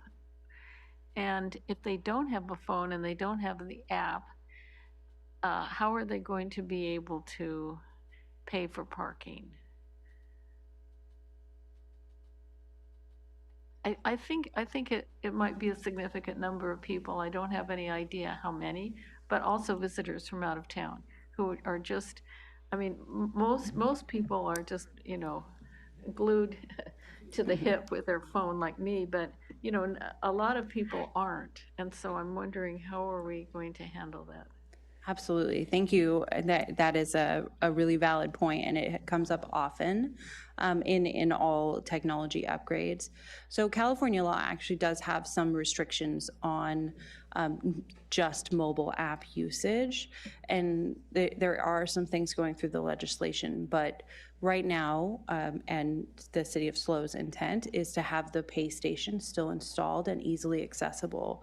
So those will still accept cash because you additionally have, in addition to people that don't have phones, they maybe don't have credit cards or bank accounts. And so we will have pay stations that accept cash, and with the request for proposals for the pay stations, we're trying to make those as easy to use as possible. That is some of the feedback we've received on prior occasions, is the pay stations have a lot of steps and maybe are a little bit confusing. So we're trying to make that process easy as well. Thank you. Councilmember Francis. Yeah, thank you very much. And thank you, Councilmember Marks, for that question. Really important detail to make sure we're covering. Thank you so much for the really detailed staff report and incredible amount of work that went into all of this. If you don't mind flipping back 2 slides to that funding request. I really appreciated in the staff report the detailed description or discussion around the challenges with the MS3 pay stations and some of the efforts you're going through to return those and hopefully get at least part of that refunded. But I'm wondering, with that $600,000 that we've that's been asked to be appropriated to the pay stations, Obviously, we haven't completed the returns yet, but do we anticipate that at least some of those funds will be used to offset the appropriation that's being asked for on that $600,000 of pay station funding right there? Yes, thank you for that. We are hopeful that we will get some refunds. That is, the city attorney's office is working on that. So if we get refunds, then I would propose that we put that towards the pay station fund. As I had mentioned, we're also going to be looking at converting the single space meters to pay stations. And so depending on how long that process takes to get the refund, it may go to those future purchases rather than this, but it is more of a timing. And just for folks who might not have dug too deep into the staff report, some of these pay stations are still totally unutilized. They haven't been installed yet. And so we're hoping just to return those to the vendor. Is that a correct understanding? Correct, yes. We did have, I'm sorry, I'd have to look closer, but I believe the number is about 10 that have never been used, that are still in storage. And then we have many more that were used very briefly. We found problems with them and then we pulled them from the street, so. Thank you for the additional details on that. Appreciate it. And can you remind us, I'm pretty sure I remember the reason, but can you remind us why we wouldn't just leave the single pay meters that are already there instead of going to the pay stations right now? Absolutely. As I said, that will be a phased approach, so we want to make sure that we're doing this in a gradual way that doesn't impact the community too much. But we do want to ultimately be more of an infrastructure light program. The single space meters obviously take up curb space. There's some environmental impacts there with how many pieces of equipment we have and the constant maintenance and replacing. But we also do pay additional funds for staffing to maintain all those and collect the coins from each individual meter. So it will be a better system in the long run to have them all converted to pay stations. Thank you. I knew it would be better in the long run, but I know change has been hard. So just thinking if we could focus on the other parts versus that. Council Member Shorsman. Thank you. Yeah, I feel like if I'm remembering correctly too, on the single pay stations, there's like a technology issue too and parts issue, and that they're obsolete. And so it's getting harder to get the parts, and then they're like 3G or something instead of 5G. So it's just like they've outlived their lifespan for as long as we'll use them as long as we need to, but we'd like to upgrade them because they're starting to cost us a lot of money too. Okay, thank you. That wasn't my question, but I just wanted to add that in there. Question about the single app. I appreciate all the efforts that you are all taking to kind of ease the transition. We had so many options before, and now we're going down to one, and that's going to be confusing for people. I remember one of the things we talked about were sort of incentives to get people to convert, to try and move people towards the single app once we found one. Is that still something that we're going to be able to do and is going to be part of our marketing, or? Good question. So we did talk about those kind of things. The thing to keep in mind with the mobile app is that it is for on-street paid parking. So anything that we do as far as concessions or reduced rates would have to be a modification to the municipal code, because those rates are published in the municipal code. So we've talked about this internally, and I'm recommending that we really push forward with the business promotions. These business promotions are going to be a really great feature that will allow the businesses to purchase a set amount, just like a validation in the garage, but it'll allow them to have on-street, and they can offer any kind of discount to their patrons. So I think that is the direction we're taking, unless council has a different direction. Thank you so much. So that leads to my question about the app. I think you just answered it, but will the app be used in the parking for paying for parking structure parking also, or it will just be for street parking going forward? So the plan right now is to do just street parking. The gated solution is very different, as the community very loudly spoke out. They like the post-pay. They like to pay when they exit, and on-street is a prepay system. So those two systems just really operate differently. We can, if council directs us, we can look into having the app work in the garages, but it will function differently. And my concern is that it will just be even more confusing, where if we have just two different systems, because one's prepay and one's postpay, it'll be easier to communicate. I actually think that that's better, because I think the ability to use the apps in the structure was a little bit confusing to some people too. It just added, as you said, added to the confusion. And then my last question is about the funding piece too. So I'm glad this slide is still up. This makes it appear like we are liquidating the parking fund by making all these improvements, and I'm pretty sure that's not the case, and that the staff report says that we're planning to use the revenue from the interest revenue from bonds. And so I just wondered if you can clarify. It says there's only $185,000 left at the end of this, but that's not all of the parking fund funds, right? That's just of the amount that we had undesignated before. That's correct. So I hadn't thought of it that way. So let me, just for everyone to be able to understand a little bit better. So the revenue from the bond interest goes into our unreserved fund balance because it was not previously anticipated. And so we have our entire enterprise fund that has a budget and has everything allocated. So this is just unreserved money that is, I don't want to say extra money because it's not, because we're allocating it, but it's money that is available for anything that council can direct. And in future years, we have a pretty good idea of how much more interest revenue we'll get from the bonds so that we can budget for future improvements, or is that completely unknown, or are we able to estimate it?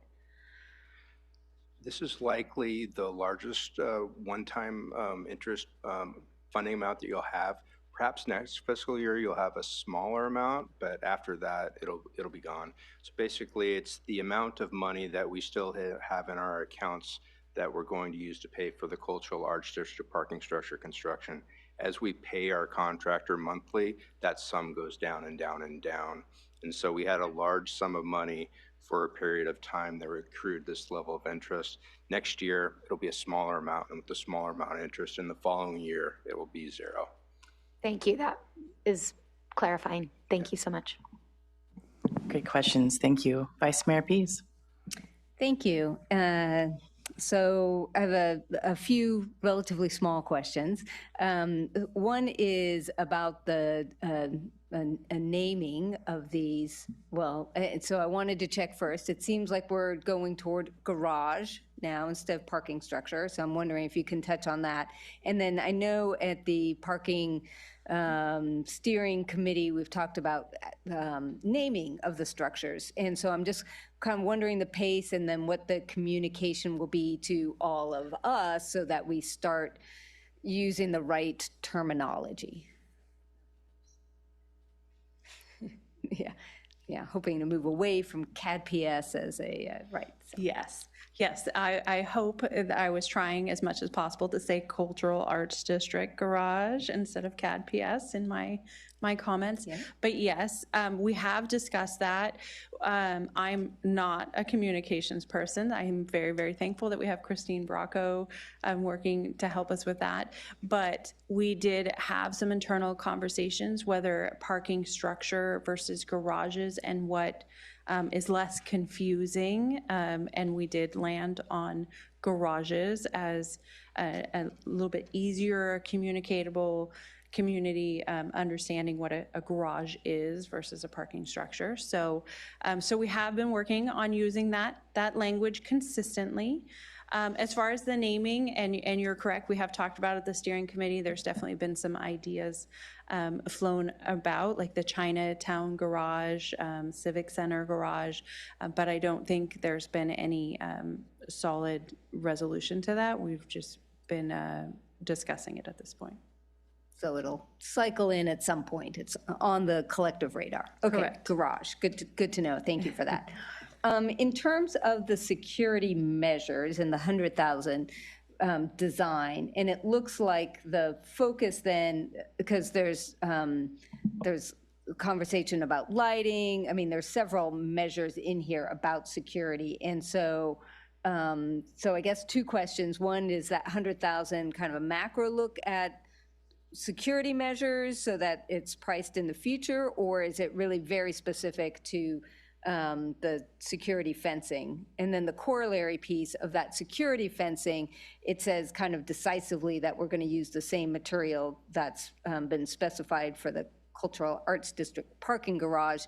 And I'm wondering if there are other options that would be a better fit for those other locations. I mean, we haven't seen it. I mean, I think I've seen it. It's kind of like a net type of thing, but I'm wondering if we need the specificity at this point, or if that's something that's being explored. So the 100,000 is for the security fencing. Okay. We are planning on utilizing the same netting fencing that is going in at Cultural Arts District, but that will come out in this design. That is part of it. Is I'm not an engineer, so we'll have an engineering study and really evaluate whether that is the best solution for the other garages. And so yes, that is the intention, is to go with what's at the Cultural Arts District garage. But we might find out through this design that is different. As far as the other security aspects and lighting, we have already started working on. So we do have an operating budget, and we are already doing those improvements and some tree trimming and things like that, really just to make the garages more have a better feeling of security. And then the other thing that was a big topic was the security cameras. And so we are working with IT, but that is in the very, very early initial phases. We'll be looking at that for all 4 garages. And so we didn't ask for the budget allocation for that because, to be honest, we just don't know what it is yet. Yeah, so. Perfect. Okay, great. Thank you. Really appreciate the response. 2 others, so just the single space meters, especially as we go out from the core, I think visiting public are even less likely to assume that a space without a something right there is a paid parking space without a meter right there. And I know I was in San Francisco and they had a meter and you could do a credit card, but it also had the pay by phone kind of app number on it also. And it's like, oh, look, you could do the kiosk, you could do the meter. It's all like right there. And I'm wondering if that's something we'd be open to, because in the clutter, sidewalk clutter, as you go out from downtown, I don't think it's a pressing issue. I understand still the maintenance, but it's so frustrating for people when they don't know that this is paid parking. And so I'm concerned we're going to clutter it with a sign that says kiosk over there, instead of, especially if there's only a few spaces on that particular block and we don't want people to cross. And anyway, can we keep that on the radar, or are we definitely just all in on these multi-space? Well, so that is one of the things why we will do it in a really gradual, phased approach. I agree with you that some of these block faces, you might have 1 or 2 single space. Why are we going to have them walk, a distance to try and find a pay station? But as Councilwoman Shoresman mentioned, this technology is going out of date, and so we may not be able to find those single space meters that the community is familiar with. There may be a new upgraded, I just had the pleasure of being able to attend a parking conference, and I did see some new meters that are very, very digital. They look like a tiny pay station, but they're for a single space. But it's very new. So this is why we'll move slowly on this process and really make sure that we've done all of our research and have evaluated all the options before we start that. Great, thank you. And then my last one is in the report itself, there's a digital parking occupancy signs, and I'm wondering, is that a nice to have versus a need to have? Is that kind of inexpensive to implement now? Because the signs are there.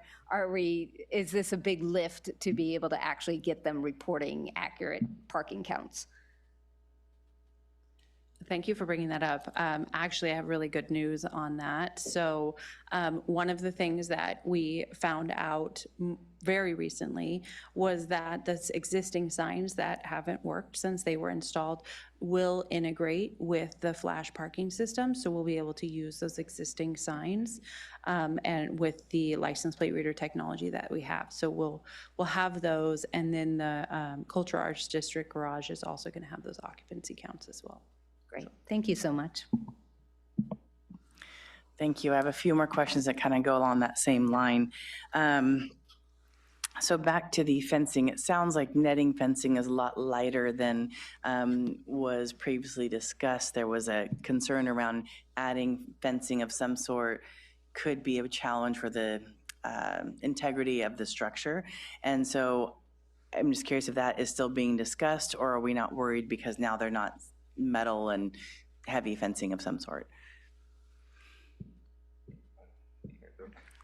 So yeah, we've had several different netting conversations about the Cultural Arts District parking structure, and also retrofitting that proposed netting for the other parking structures.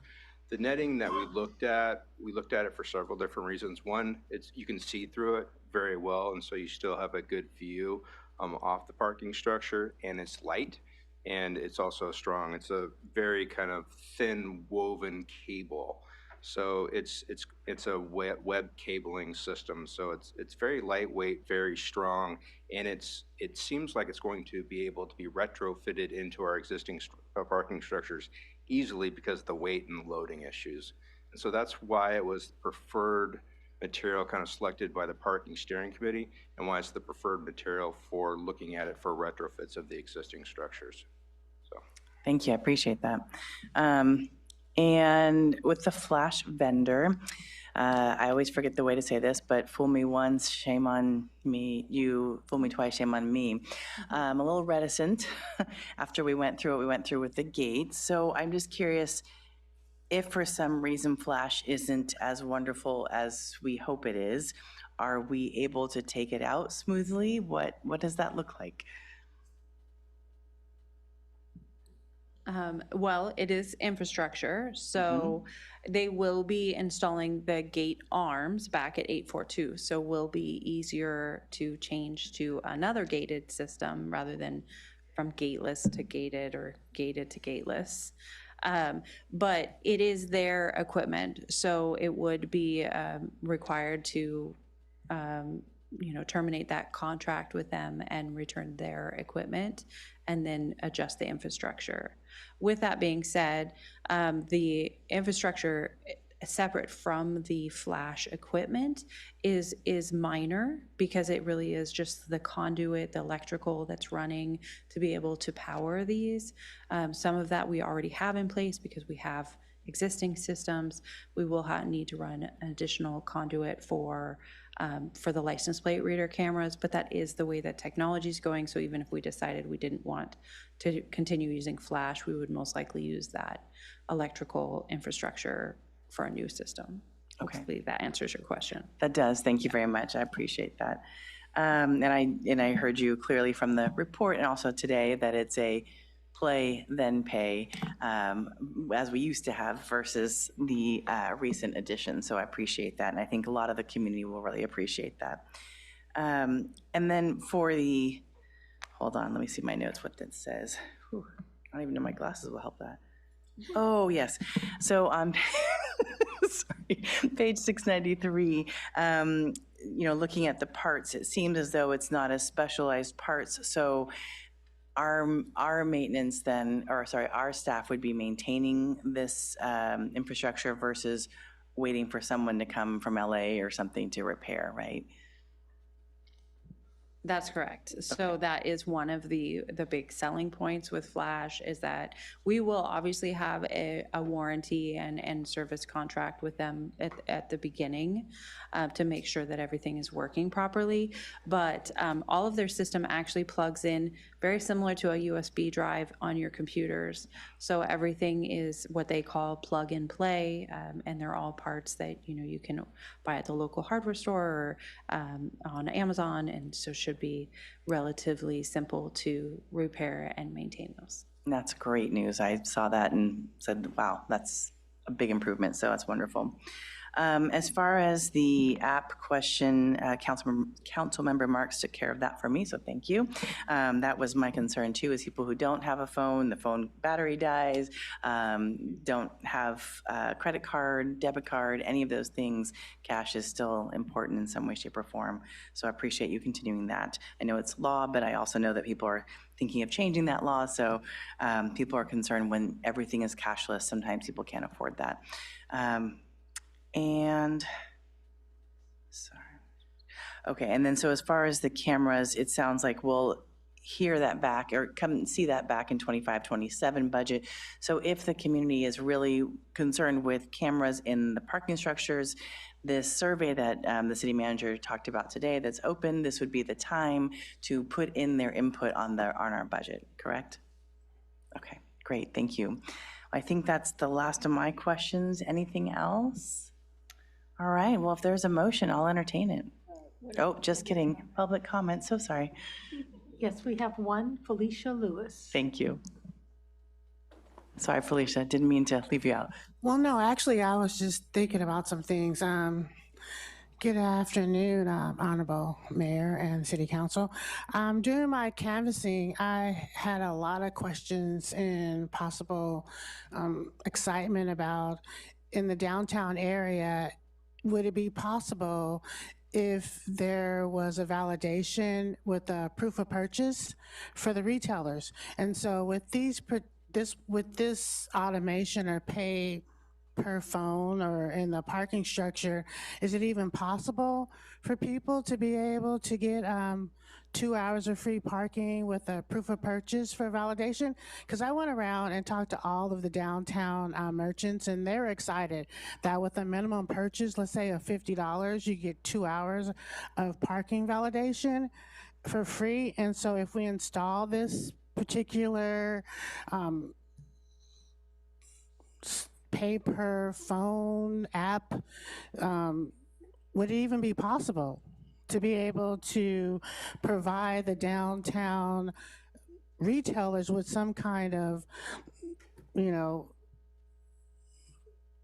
I don't even know what to say, some type of way to be able to entice residents to come back for the retailers?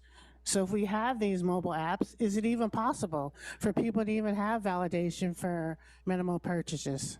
Because I talked to Patrick, and he said he lost 30% of all of his revenue because they will not come back because of the parking issue. And I'm pretty sure that if we had validation of 2-hour parking with minimal purchase, a lot of people would come back to the downtown area. So is that even possible with this technology? That's one of my questions. Thank you. Well, as per usual, we don't actually just answer public comment, but I do think that there's a really good moment for staff right now to share what we already do for validation that is available today, but also what you're sharing with the discount codes with the new parking app.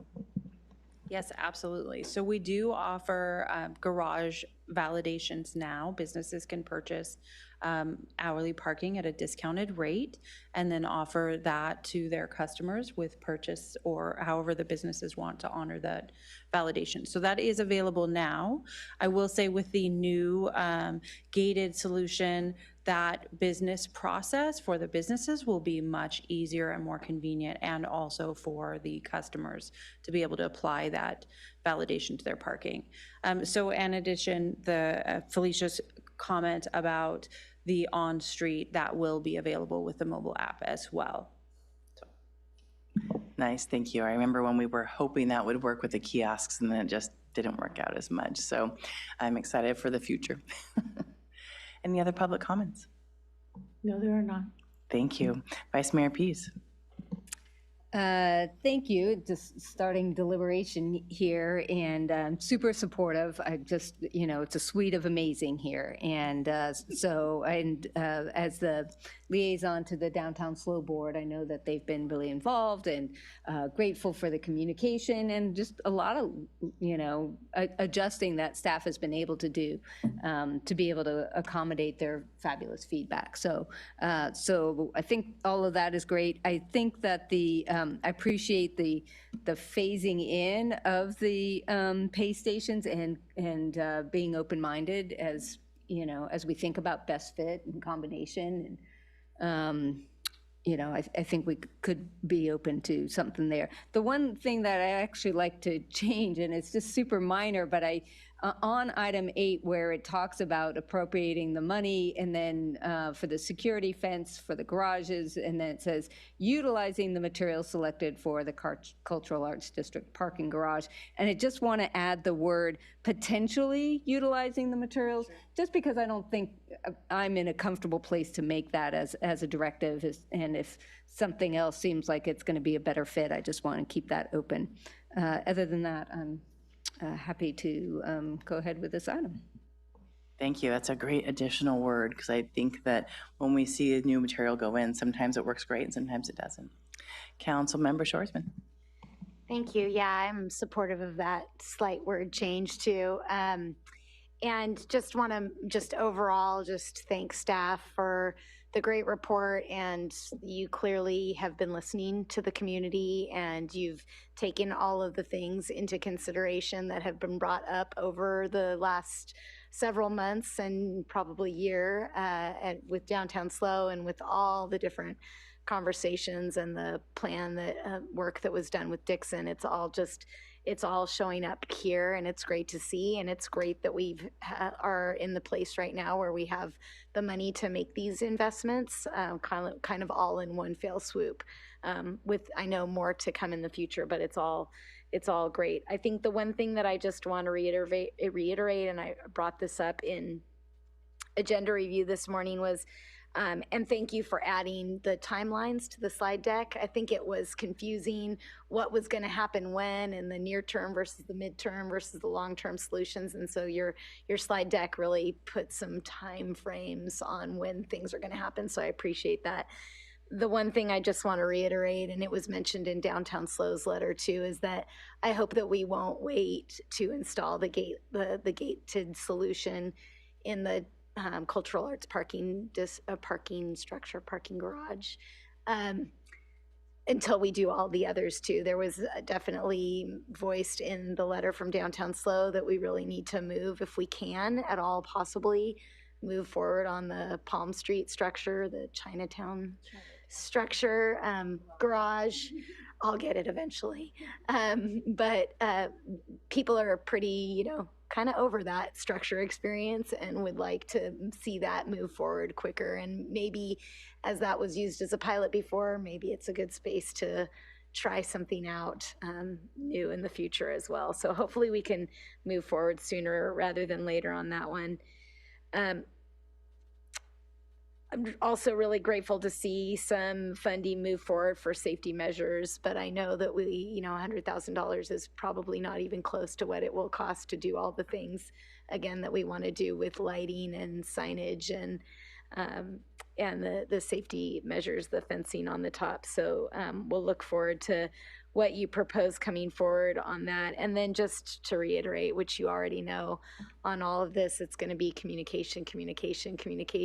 And we have a lot of work ahead of us, and hopefully Downtown SLO and many of the business owners will help us with this effort of communicating to folks all of the changes that are going to happen and how they will happen, and help with validation and be our ambassadors in the community to help us roll this out as smoothly as we can. So I'm looking forward to it and happy to support the motion. Thank you. Councilmember Francis. Yeah, thank you. I won't belabor the words of caution too much, but agree we need to continue the path that I think you all have been doing a really excellent job with. You know, this report was incredible, and the fact that there are so few people here to comment on it tonight, I actually think is a testament to the outreach and hard work that you've been doing. So thank you all so much for that. I'd second Vice Mayor Pease's comments on thoughtful phasing of meters. I would agree that especially as we get into the outskirts of the paid parking zone, that gets really confusing for folks. So just want to make sure we're doing that in a thoughtful way, and supportive of the language change she suggested on number 8. Also, I'm glad to see that we are going to be taking on that phased approach to the bringing back the gated parking garage. So looking forward to that getting in as soon as we possibly can, and supportive of receiving this and filing it later. Thank you. Councilmember Marks. Thank you. Yeah, I agree about going ahead, as the Downtown Association recommended, going ahead with the Chinatown structure first to see how it works. And I think it's a good idea. So if it's possible to push at least one garage ahead in terms of being gateless, I think that's a good thing to do. I also really like the idea of naming the parking structures, something that gives a sense of kind of regional identity or local identity, as opposed to 919 and then there's 842. And I've worked for the city for a long time, and I still am going, man, 842, which one is that? You know, so I think if they have names that will also to some extent humanize the garages. I'd also like to suggest that we contact TBID and Visit SLO and the tourist people about the single app, if they can integrate that information into their tourist information so that when visitors come, and possibly also the maps that we have about where the parking garages are located, if we can include the app information, online, but also if we have it printed, we start just, so that if someone's thinking about visiting our city, they'd know about that. Anything else you can think of to sort of lower the temperature of the out-of-town visitor who gets a big fat parking ticket and hates it. So I don't like that. But I do support the whole thing. I think it's really great. And I would also just like, as a request, a hard copy of that timeline slide that you had. I want to have that. I want to have that by my desk, so when I talk with people, I've got it, right there. So that's all. Thank you. We could also post it in the city council office too. Yeah, a big one. Well, I agree with most of what has been said already, so I'll try to limit what I'm saying. I do think the communication part we keep talking about, because it keeps being a question, the parking validation, people still need to know that it's on our website and where, and that is available now, and then will be even more. So I think just a continuing new businesses come and go, but also different managers or different staff people are involved in that. I really thank you for the safety measures. I feel like that has been going through molasses to try to get a little more of that, those safety measures in our garages, structures. That would be really great. I appreciate also the phasing in. I think it will help with the communication. And similar to, I think, Visit SLO and making this very clear communication, a line of communication to businesses, a line of communication to residential, like downtown residential, but also our whole SLO community. But then also there's tourism, there's the visit slow, any person that's coming to our community, but also there's a clear Cal Poly city visitor that comes. We have many people that come here to visit Cal Poly. And so kind of a singular message, wherever you park, on campus, off campus, use this app. So I think you're kind of like making that just so similar, common language that we all know what's happening. I think that will help. So I really do appreciate the codes, and I think that will be a really good addition. And I like the idea of the naming, but I also see a lot of challenges with naming, so I'm glad that's not today's discussion. We'll come back to that later. And I do think that it's a great idea for 842, you know, if that's a pilot possibility, get that moving with Flash, hey, anything to get rid of that would be amazing. So, and to get rid of what's currently there. So I think that, and I also really appreciate, again, Councilmember Shoresman reminding us where this money comes from, that the bonds, and that we, as Mr. Orange said, won't have this on a regular basis. This isn't a new line item for every budget. So I think that's really important to highlight in our conversations.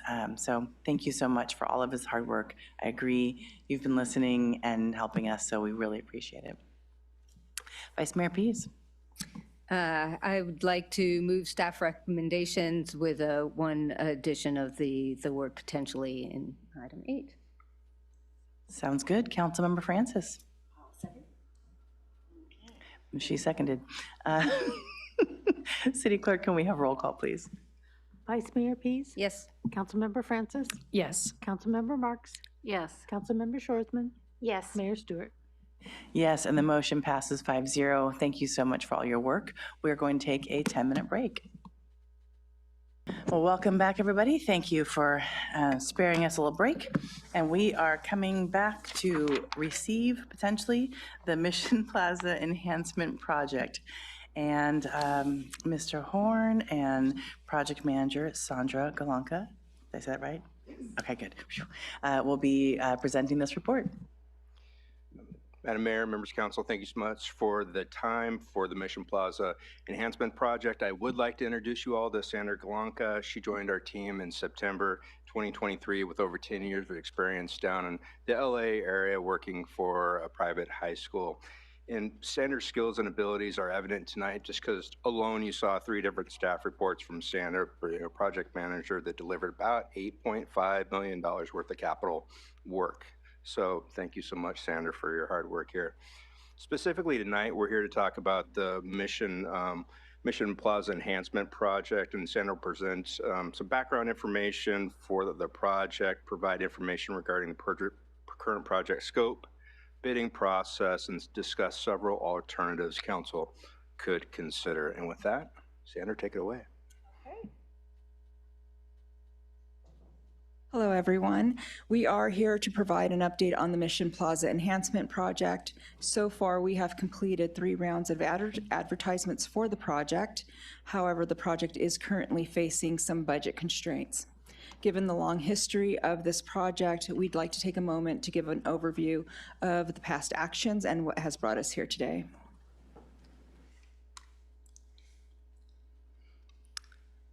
So recommendations receive a presentation on the project, as well as we are asking council for input and to direct staff to proceed with alternatives that will be presented or some combination thereof. The Mission Plaza concept plan was initiated to provide a long-term vision for Mission Plaza and the Broad Street dogleg. In September of 2017, Council approved the Mission Plaza concept plan, which included preserving the Mission Plaza as a vibrant community resource with the objective to improve functionality and for a variety of uses, as well as the objective to improve functionality in the space and address ongoing maintenance and operational issues, as well as improving accessibility within the space. To confirm the scope for the Mission Plaza concept plan and to design a conceptual layout for the project, staff held 62 stakeholder meetings, 2 community workshops, coordination with downtown concept effort, creative visioning team meetings, various advisory board body meetings, and as well as a council study session. As we take a look at the existing condition of the area, there were certain improvements that were specified, which included improving the visibility in this area. Restrooms were past their useful life and in need of major maintenance. Activate the space with a cafe, creating a hub of activity with outdoor seating. Space to accommodate existing and ongoing special events. Coordination with the Museum of Art. Preserving the plaza's unique sense of space, as well as improving accessibility.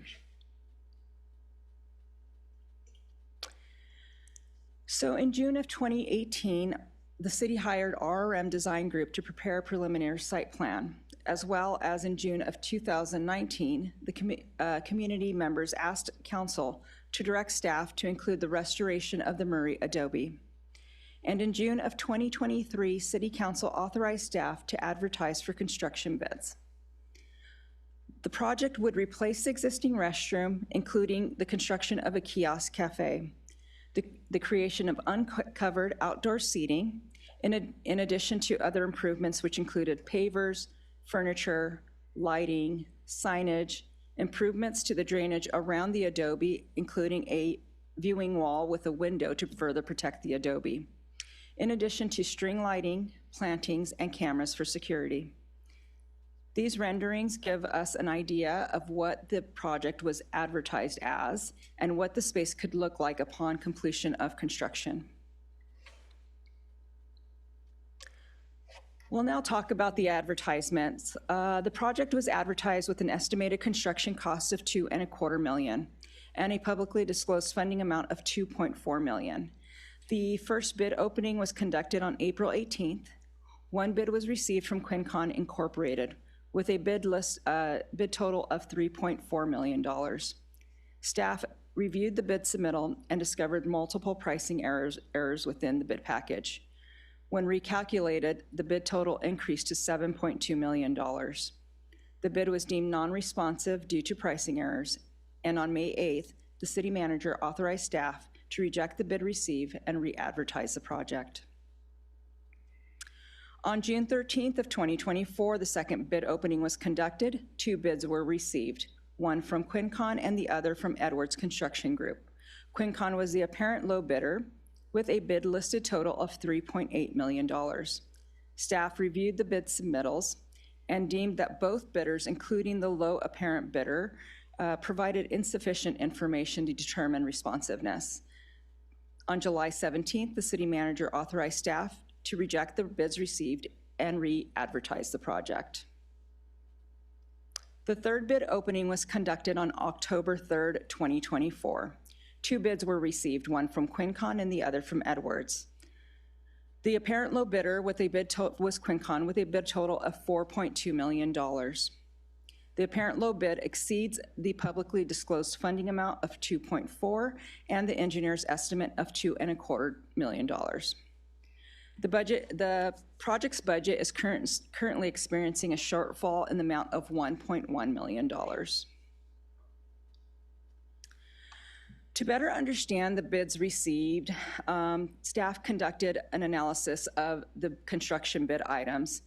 Here we're looking at the top 10 items within the construction bid, which assumes 66% of the total construction costs. Within these items, we identified 4 categories: flatwork, metals, lighting, and trees. These were identified as high contributors that were increasing the amount of the bids. To further address these costs, we could attempt to do several value engineering options. For instance, for the Mission Plaza, we could replace we can replace the pavers with Mission colored concrete. In addition to custom utility covers and decorative pickets and handrails could be substituted for standard metal products. When we take a look at the light posts here for the lighting fixtures, we have a line item at around just over $316,000. By utilizing standard pedestrian lighting that is used throughout the city, we could further reduce costs. The other item would be trees. So this line item, which we're seeing at just over $121,000, is actually for 4 trees. So reducing the size of these trees so that we can source them locally would further reduce costs within the project. Additionally, opting for, smaller trees. So by making these adjustments, we could better serve the public, being mindful of cost and still providing the same project quality. Although immediate reductions would be minimal, the long cost over the long term would be less impactful to the city.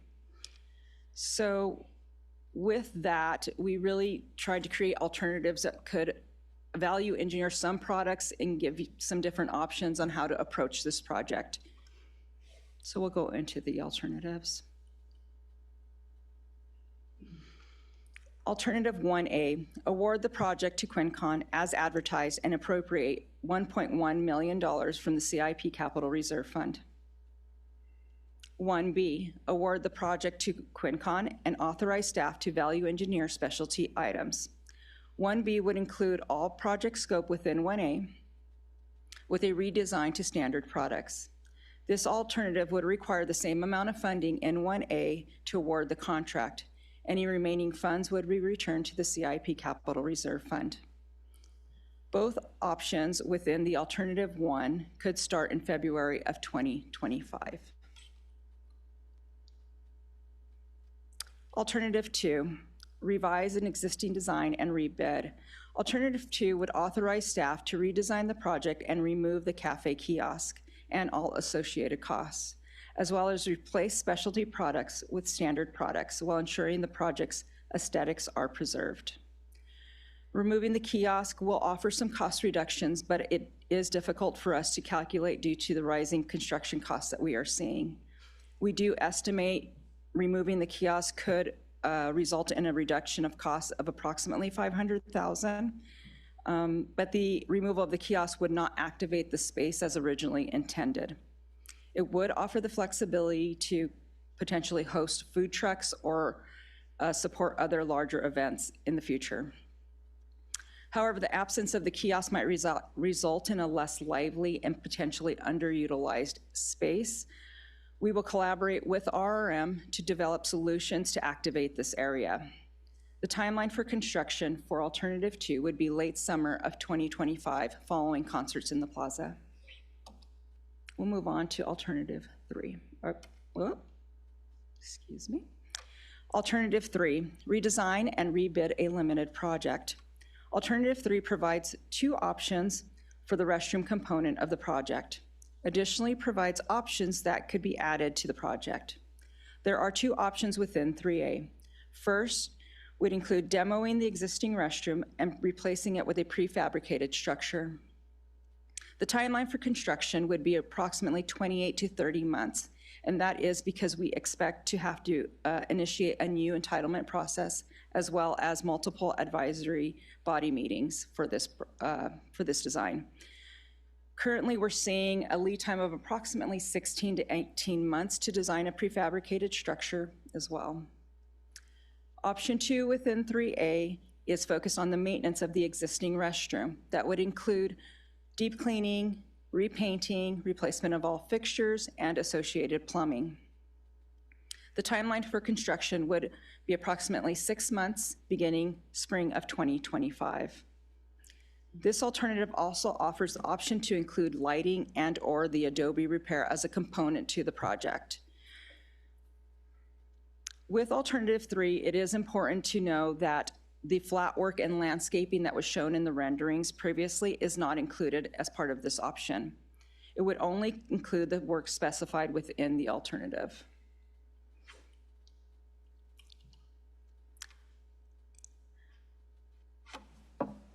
So here are the recommendations that were presented at the beginning of our presentation. We've also provided an overview of alternatives. So in the first column, you'll see each of the alternatives that was presented, the associated costs with that alternative, a funding request if required, when that alternative could potentially start, the maintenance, kind of what it would require for maintenance and effort, and what is included in the alternative.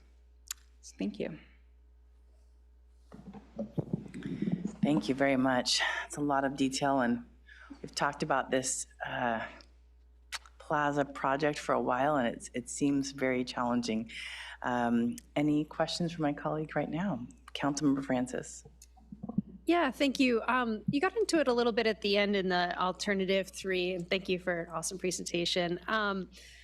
We'd gotten a little bit excited, I think some of us at Cal Cities, after seeing the prefab bathrooms and kind of looking at the potential cost savings there. And I was wondering if we could just take a moment to talk a little bit more about process and why that wouldn't necessarily be a cost savings or potentially could draw the project out, because I think a lot of other communities are utilizing these. And so are we an anomaly, or is it because we haven't used a prefab structure before? I'm just kind of curious about, is there room in the future for us to explore using these types of cost-saving measures?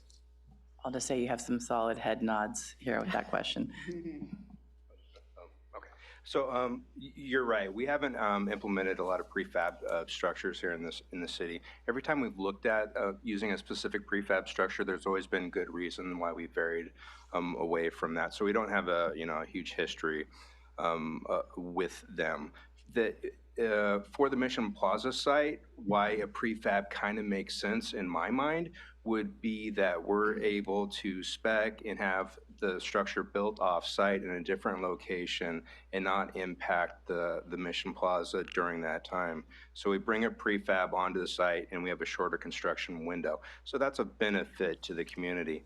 Conversely, though, when we take and do a prefab structure that's off-site, we are spending local dollars, not in a local place, and so we're not putting our community to work building that structure for us. So there's kind of that weighing of value there. Secondarily, the other thing we'd want to think about is with a prefab structure, what we have currently designed and entitled, we're not exactly sure that we can get the exact same product. And so we need to be flexible with what we can get from a prefab person and then get that entitled. So that will take some time. So that's really the kind of the logic that we looked at for kind of looking at the pros and cons of the prefab structure.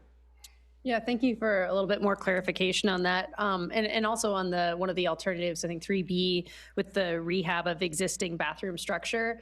Earlier in the report, there's discussion about the existing bathroom kind of having outlived its lifespan. And so can we get into the nitty gritty of how viable of an option rehabbing the existing structure is? What would we end up with in the end? Is it something that then has a decent lifespan? Could we get to a usable product with a rehab? I think we could get to a usable product with the rehab. Is it the product that the community desires is the secondary question that I don't think we would ultimately achieve that. Here's the rationale is we'll have the existing block building and concrete foundation is good, and we can salvage that for a period of 25-ish more years. I think that would be fairly functional for us. Replacing and repiping of the structure, I mean, that's something that we'll need to do and have all that, have that work completed. The use and function and how it interacts with the occupants, I think we need to rethink that, and I think we've done that with the Mission Plaza restrooms that are currently proposed to kind of make the fixtures and the restroom work with our current uses and needs. Do you mind getting into that a little bit more? What's kind of the significant design difference between what we currently have and what we have designed here that we're hoping to put in? That's an excellent question. I think could we ask RRM to assist with that question? Is that, Debbie, could you assist us with that question? The change in the restroom that's proposed that will allow it to function better for the community? Okay, thank you.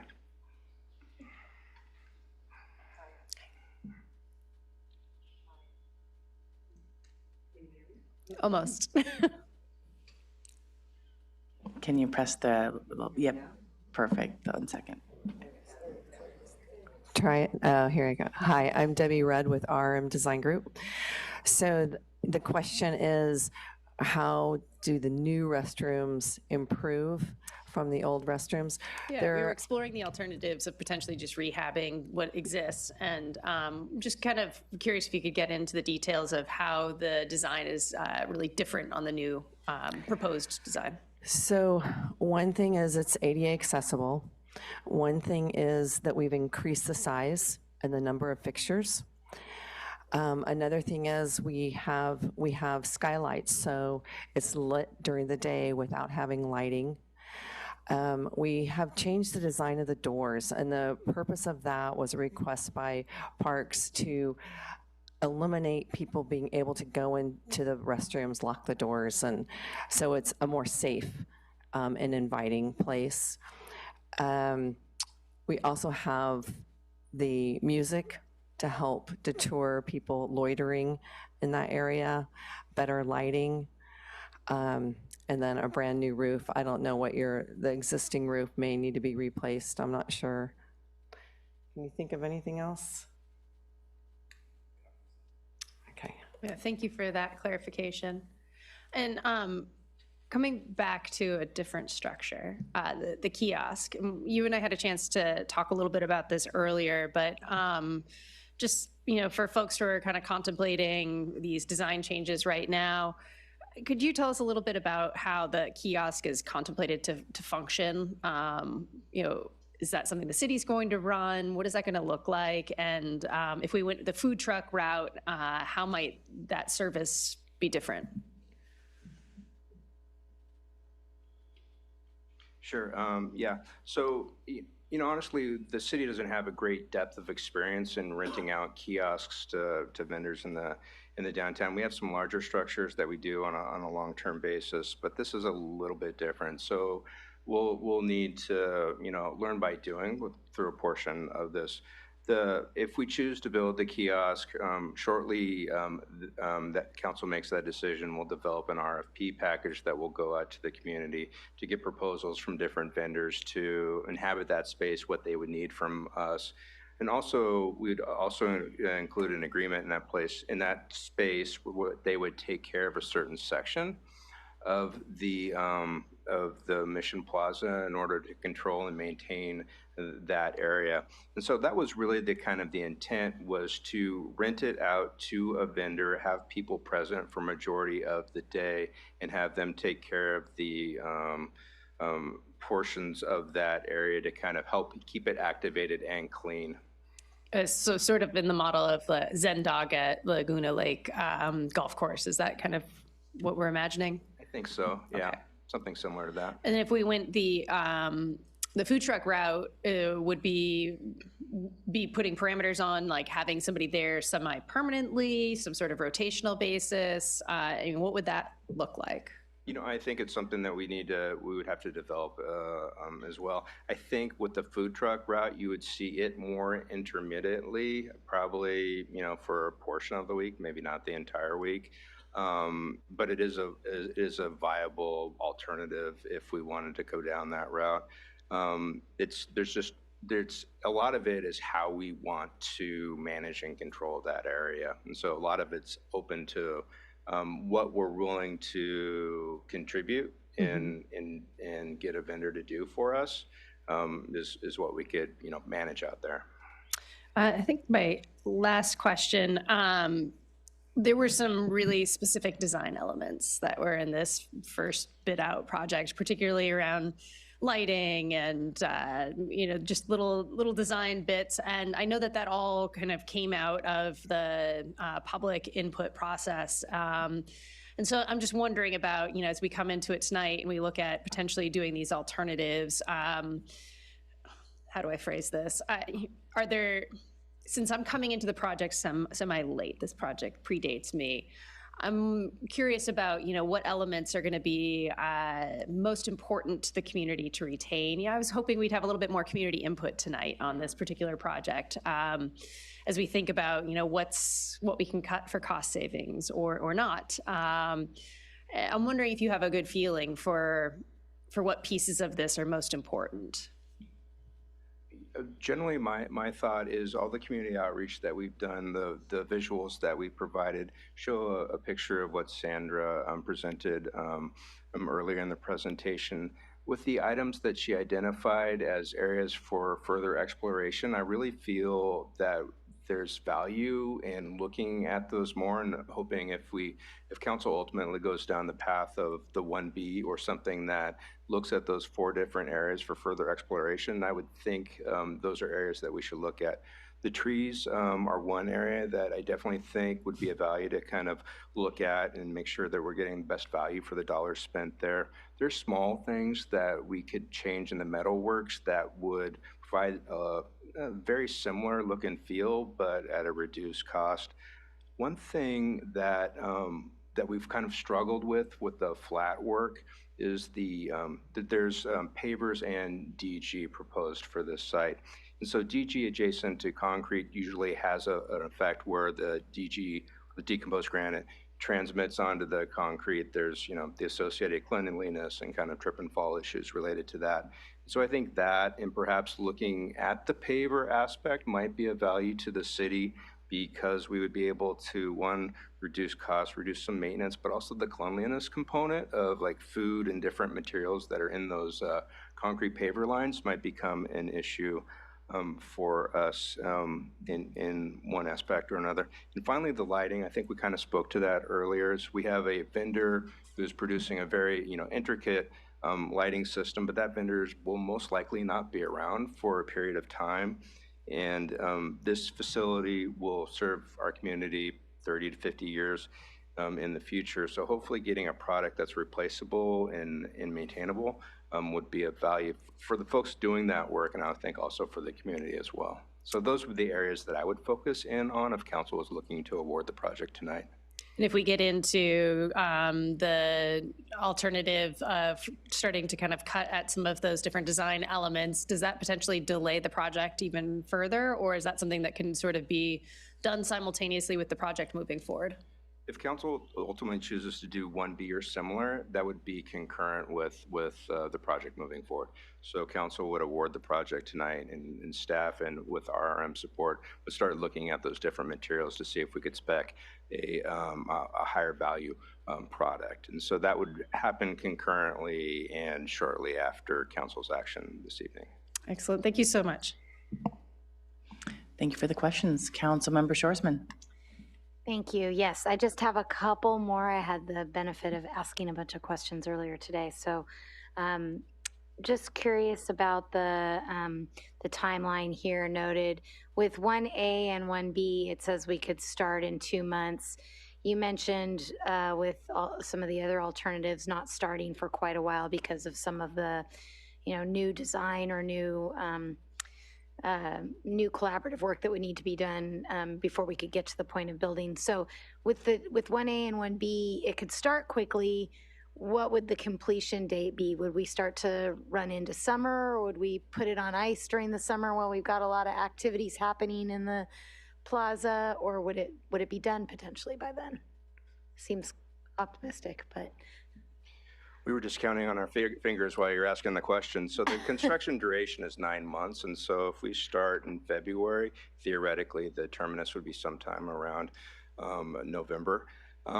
Here's the caveat, is February is a rainy month. Historically, it's the rainiest month for the city. Not last year, but historically, it has been one of the larger rainier months. And so the good thing is during the first part of the project, there'll be materials submittals and getting the materials on site and stuff like that. So we believe that we can start. We'll have to work through the concerts in Plaza, but we'd be open prior to the holiday events in the Plaza. Okay.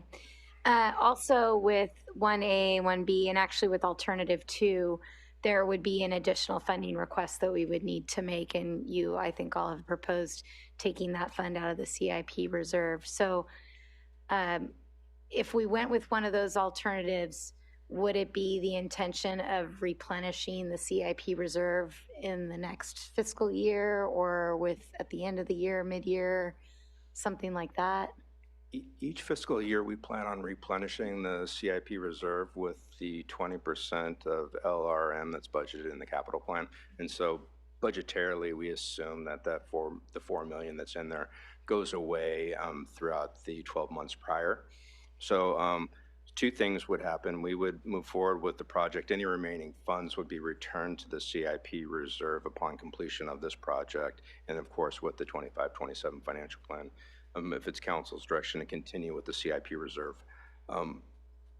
which I hope it is, we would replenish it then. Okay, and then lastly, last money question is, with 1A and 1B, it's estimated that we would need an additional 1.1 million for each of those. But with 1B, we're talking about potentially value engineering some of the elements that you've discussed, the flat work, the metals, the lighting, and the trees, to the tune of an estimated $235,000 savings or something if all went. Maybe that's a conservative estimate, I don't know. But so the amount that would be the funding request is not taking into account those savings. So really the additional cost would, if all those value engineering features worked out, it would really be more like 900,000-ish rather than 1.1. Okay, just wanted to make sure that I was tracking all of that. So the rationale there is we need to award a contract for the bid amount. And after we did that, then we will work on subsequent a process and a reduced cost and a change order that implemented that change for the contractor, and that would reduce the amount. It's unknown the exact dollar amounts that we would get, and anything would probably be fairly small in comparison to the larger overall budget. And so asking for the money up front to ensure that we can complete the project seemed like the most conservative path. Secondarily, even if there's not a huge cost savings for the different items that we previously spoke about, at least 3 of the 4 would be a prudent discussion for us to have, because it will enhance the long-term cleanliness and maintenance ability of the plaza. And so you have a value there that you're getting if you're not getting a large cost reduction, except for the trees. So the trees will have a large cost per line item would be a big impact on reducing the size of the trees. Yeah, smaller trees are much cheaper. Yeah. And they have a better chance of rooting in and taking hold too. Yes, yes. Last question is mostly about the bathroom design, and I wasn't at the Cal Cities to hear about the magic of prefabricated restrooms. But one thing I did question or wonder about the design element of, could we, and I asked this earlier today, is, you know, one of the things about the bathrooms that I think is good in the design is that it's a little bit larger, as I think you mentioned, more fixtures. I also wondered if we could get more fixtures, I guess, if we did some sort of design, like, I'm not a design expert, but I have seen public restrooms that have sort of the sinks on the outside of the building, so those are shared spaces. I'm wondering if that was considered in any of the design discussions or not, or if that's not a desired option for other safety or other reasons.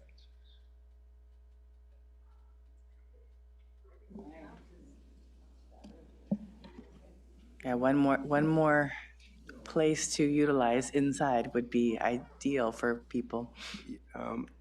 Sure. I don't think we have a good answer for that question for you right now. We can definitely look at it. One thing, though, we might want to consider is if we are thinking about revising the design of the existing bathroom structure right now, we would need to kind of have some time look at that, ensure entitlements and environmental documents are all kind of locked up and tight. Right now, we have a package that is kind of, for the large part, move forward with or kind of change direction on. So if council is considering kind of doing a revised structure, I would recommend that you would go with alternative 2 with a recommendation to look at exterior and shared use sink facilities with that design.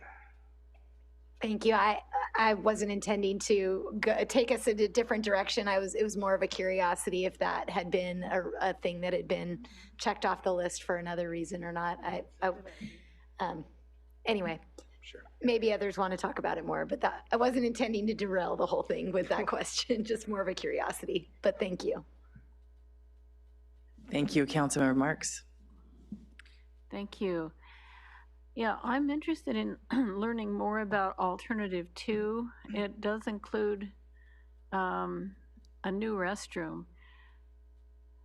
By new restroom, does that mean the restroom as it is currently designed? Or the alternative two is revise existing design. Yeah. I mean. Hello, sorry. So it would be essentially this design without the kiosk. So it would be the restroom that's here in this rendering, less the kiosk, which is what we would need to develop a solution for, would be that space there. Well, yeah, I understand that we're talking about an alternative that doesn't have the kiosk, and, you know, we can, during deliberation, talk about that. But in terms of the restroom, you're not talking about redesigning the restroom in alternative two. No, we are not. Does alternative two include the value engineering that was mentioned in 1B? Yes, or could it? it does. It does include the value engineering. Yes. Okay. And then to redesign the bathroom, that gets us into alternative 3, is that correct? Alternative 3 would be a prefabricated structure, so demolishing the existing structure, and or maintenance on the existing structure. Okay, but it just talks about the bathroom. Alternative 3 is just talking about the bathroom. That's correct. Okay, I think I have some clarity now. Thank you very much. Okay, thank you. I think we always dream of extra restrooms, maybe because we have a whole council of all women, but, you know, anyway.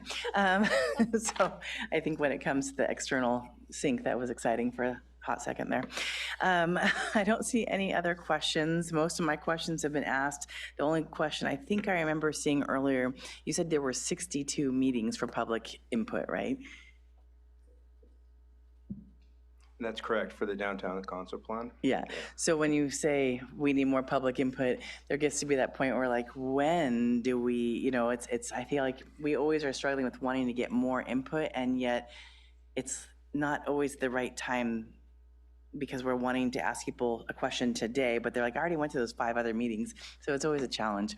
Councilmember Francis. Yeah, forgive me, more that when we're facing a budget overrun, I wanted public input on if they wanted to move ahead with the project still, so. Similar to how we would think there would be people here for the budget meetings too, so, you know. Anyway, so at this point, do we have any public comment? Yes, we have 2. Donna Lewis and then Felicia Lewis.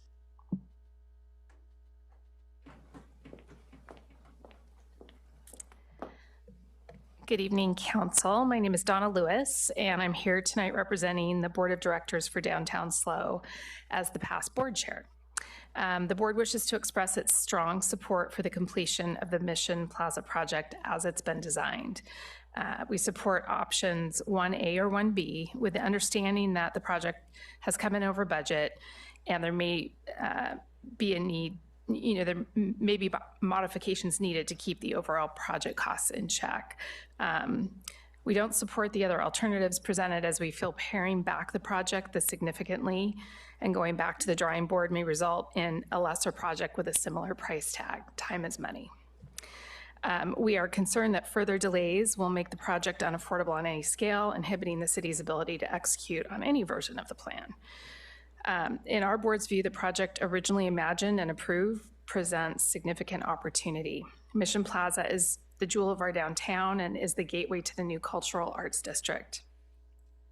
The Mission Plaza bathrooms and areas surrounding them have attracted transients and have created an environment that is undesirable and at times unsafe. The kiosk planned, in our view, will activate this area in a positive way, creating a natural meeting point which will complement a walkable and bikeable downtown. This project continues to build on the city's commitment to infrastructure. The improvements and activation planned, along with increased lighting and beautification, will create a safer and more desirable environment for regular patronage. We urge the council to move forward with option 1A or 1B to support the original vision, design, and effort that's been in the making for many, many years, as was stated earlier. Thank you. Thank you. Felicia Lewis. Good evening, Honorable Mayor and the City Council. It's good to finally meet you, Donna Lewis. She emailed my website. I have canvass the neighborhood downtown, and I would just like to say this. The residents do not have an appetite for another capital project until the downtown parking structure and all of the costs are flushed out and what the city will be responsible for. And I'm just going to tell you from my personal speaking to and canvassing the neighborhood, they have no appetite for another capital project downtown, the city and the residents. Thank you. Thank you. All right, no other comments? That's correct. Okay. So my question back to, I guess, staff, but really I kind of would like to ask Donna if that's possible. I don't know if she knows the answer to this, but is there someone waiting in the wings to go into the kiosk cafe that I have not heard of in any way, shape, or form?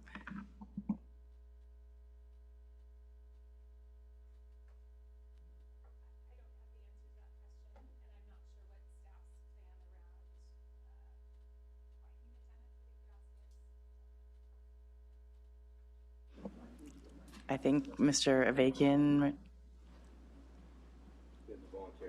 Great, thank you.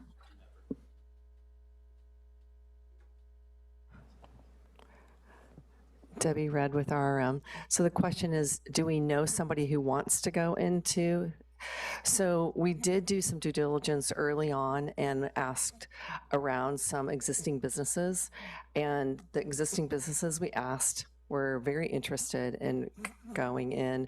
And we did have one business come to, I think, the ARC meeting, CHC, and maybe even council, and say, yes, we've looked at the plans. Yes, it's big enough for us, and we would be interested. This was a while ago, so I don't know if they are. It was, at the time, it was Hidden Kitchen, and they talked about a vision of serving breakfast and coffee, and then turning that in just like they have their other restaurants, and tacos in the evening with wine in the evening. So it would be an all day from morning to evening was their vision. It's been a while. I haven't talked to them in a while, but we didn't have anyone say no, they weren't interested. Great, thank you. Mr. Avakian. Back off. Thank you. I can add on a little bit to what Director Horn and our pals from RRM were talking about. We've had some communication in the last 6 to 8 months, just inquiries, more of like a current storefront type business that wants to get their start. More of like a farmer's market booth kind of philosophy, and this is their opportunity to have sort of a version of a brick and mortar. Similar features as was mentioned: coffee, pastry, sandwich, kind of grab and go style foods. And I don't know the exact size of our kiosk, but it's 200 square feet maybe of operational space. So you'd have to kind of like, again, we're going to attract a certain style. And as Matt was saying earlier, we kind of get to dictate what the RFP and call out is going to look for. So operational hours to expectations of maintenance, cleanliness, upkeep. If there's events going on, are they a partner of that event? Are they first priority to accept and be the vendor for those events? Those kind of things. So we've had those discussions behind the scenes, but we haven't made a formal outreach until we kind of knew more of the direction that council wants to go. Thank you. Can I ask you one more question since you're here? I'm having lots of flashes of the kiosk at the Damon Garcia complex. Can you tell me, if you happen to know, how often that is used? So the concession stand at Damon Garcia is really for the events that are hosted there. So we have agreements with the different groups to then kind of stage that. It's not a city-operated managed lease, so it's a little bit different. So if it's a soccer group or a rugby group, they have those relations. We've had some taco food vendors, for example, and sometimes they bring in food trucks to be in the parking lot as well. We've kind of have a bit of experience in both, because again, you mentioned the golf course. We had an internal pro shop operation that was a food vendor for years there. We had a food truck vendor that we utilized for outdoor, and we are now going to be searching for a new one, by the way. So we have a little bit of experience of both a temporary as well as permanent. Great, thank you, appreciate it. All the questions I have. Okay. Well, so I think moving forward to deliberation, you know, I appreciate the Downtown Association letter of wanting to see something happen to activate Mission Plaza. I think everyone from many years ago till today would love to see that restroom redone, whether it's in the prefab or not prefab, they don't care. Make it look good and make it usable and hopefully more spots. So I think that I am all for. I am not excited about the cafe kiosk. I think we are over our budget by quite a bit on this one. It's been a struggle to even get the numbers to be correct from our different construction companies. And with that, activating the Mission Plaza, I wonder, does a vacant kiosk actually activate the plaza? So that's something that concerns me a little bit. As far as, is it just another space that will be empty? And I don't want to see that happen. And I also worry about us now, we're in a whole nother industry of now being the property manager of someone else's cafe or whatever it may be. So I'm not saying no to it, but I'm just saying I'm not real excited. At the same time, alternative 2 means revising the design and rebidding, which sounds also horrible. We've already done this 3 times. How many more times do we go back out to bid? So I'm just telling you my initial back and forth that's been going on in my head for a bit now, and I don't have the grand answer yet, but I will try my best to come up with the grand answer by the end of the meeting. Councilmember Schwarzman. You are articulating a lot of what I've been feeling since I started reading this. I think right now I lean towards 1A, 1B, or 2. I'm not really interested in alternatives 3A, or option 1 or 2 of that alternative, just because I feel like the bathroom is the most essential portion of this project, and having a larger bathroom is an essential part of this project.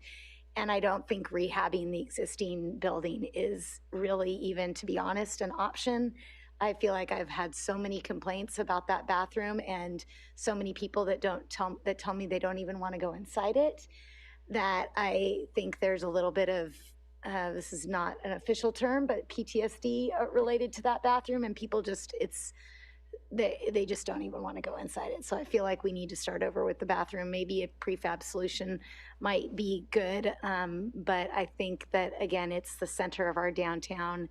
It deserves to have a nice functioning, as large as it can be, restroom that people don't feel bad about using. So that's why I'm at either 1A, 1B, or 2. Yeah, I have mixed feelings about the kiosk. I see the value in creating some activation. I also wonder if there's another way of creating that activation. I like the idea of a food truck, a rotating, but I also don't know, a food truck is not as nice as having a kiosk. And this is, again, the heart of our downtown, and it's the most special place, I think, treasured in our downtown area of all of downtown. So I like the idea of it being something nice, and maybe this is just one of those things. And again, I'm just thinking out loud. I don't have the best solution, but maybe this is just one of those places where we have to kind of spend a little more money than we want to, while still doing the value engineering. I think is important to look at. I think we can save a little money on trees and standardized lighting. So that's where I'm at right now. Thank you. I mean, people choose to go in the porta potty over that restroom. Think about that. Councilmember Marks. Thank you. Well, I have to say, I also am not enthusiastic about the idea of the kiosk. I remember how hard it was to find a vendor at the golf. For a while, we had, is it Artaban? No, we had some disabled adult, no, Artaban's in British Columbia, sorry. We had the disabled, what's it called? Achievement House, thank you. For an Achievement House, and it was not able to achieve, unfortunately. And so I would go for alternative B, but without the kiosk. So and I think that would eliminate about $500,000. Alternative 2. No, I'm talking about alternative B, without the kiosk. Yeah, 1B, alternative 1B, without the kiosk. So it is not an alternative that exists on that chart. I'm just saying that we could do everything except build the kiosk and do the value engineering and figure out another way to activate that space. I do think if we didn't have the restroom that all of us who've ever had kids who've had to go use it, actually tell them this, like, okay, I'll stand outside and guard the door to make sure that there's nothing weird going on in there. You know, it's really a reason that we think that part of the plaza needs to be activated, because of that bathroom being such a dark, threatening place. So where I'm at right now. I'd like to have everybody think about doing alternative 1B without the kiosk. No, that's not alternative 2, because I'm not talking about. It's not alternative 2 because I'm not talking about revising anything or designing or anything. I'm just talking about removing something from the existing design, which is a kiosk. But that is alternative 2. It's removing the cafe kiosk and, as noted in alternative 1, replacing the specialty products with standard alternatives. So that's what they are suggesting. But to remove the kiosk just takes a redesign. I know. Maybe get staff to wait. Yeah. I don't think it should. So we did include that alternative for alternative 2, thinking for a couple different reasons. One is we wanted to make sure that we had the design correct.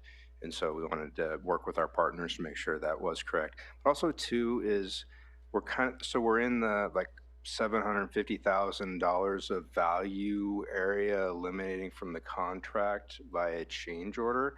And so it's a sizable chunk of the bid amount. And the concern is, are we dramatically changing the project? And would we have enticed other bidders to come into the space and bid it if it wasn't included? And I don't think this to be true, but would it change the bidders? You know, there's only 2 of them, but I don't think it would make our second bidder the number 1 bidder. So it just seemed like it was a large enough change where we might want to rebid the project. If that's 1B minus the kiosk is council's ultimate direction, we can work through those things, but I don't think it's going to be it's achievable. I don't think it's not without a couple bumps that we'll have to deal with along the way. So why would it take 10 months as opposed to 2 months to not do something? It seems to me that not doing it would actually take less time than doing it. Sure. So it takes 2 months. If council makes a direction tonight to award the contract, that means in 2 months from now we're starting work. So for us to go back, revise the plans, make the changes, and do the public outreach component or the stakeholder component of the work and come back to council with another package, that takes more time. And so that was our best professional estimate how far we can get with all of that work and make it back to council and have it start construction again. So once the project's completely complete, it takes about 3 months from start to finish to have a contract in place. So these timelines are just kind of part of the public process. Okay, thank you. Councilmember Francis. Yeah, thank you all. I'll admit this one's been really challenging for me. I'm a massive fan of public bathrooms. In fact, honestly, it was one of the reasons I originally ran for office. I think we need to have more public restrooms and more nice public restrooms in our community. Obviously, I'm, like all of you, super frustrated by escalating costs, and this has been universal on all the projects we've been seeing. But I also really see the merits in the kiosk, and I kind of feel like all of us have mentioned, this is the heart of our downtown, and right now it's kind of a pass-through, and if we build this beautiful bathroom, well, then it's going to be a pass-through with a bathroom stop. And, having lived in Germany for a while, and every little community has these kiosks in their downtown square, and it really makes it this lively place where, you don't have a lot else going on, but you got a little kiosk and everybody's out having their after school snacks or there on the weekend and they're out in the sunshine. And I can really see the vision. I understand there's hesitation about who do we get in there and how does that work? And it's a whole new thing, or kind of a newish thing for us to take on.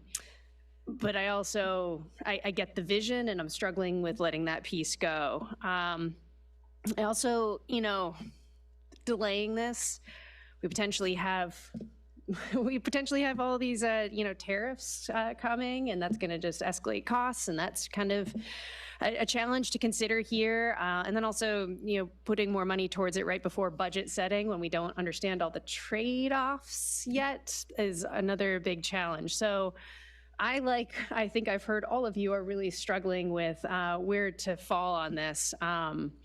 I could be all in, but I don't want to delay. So I'm 1A or 1B leaning. And I'd like to kind of maybe hear the last two thoughts here and circle back around.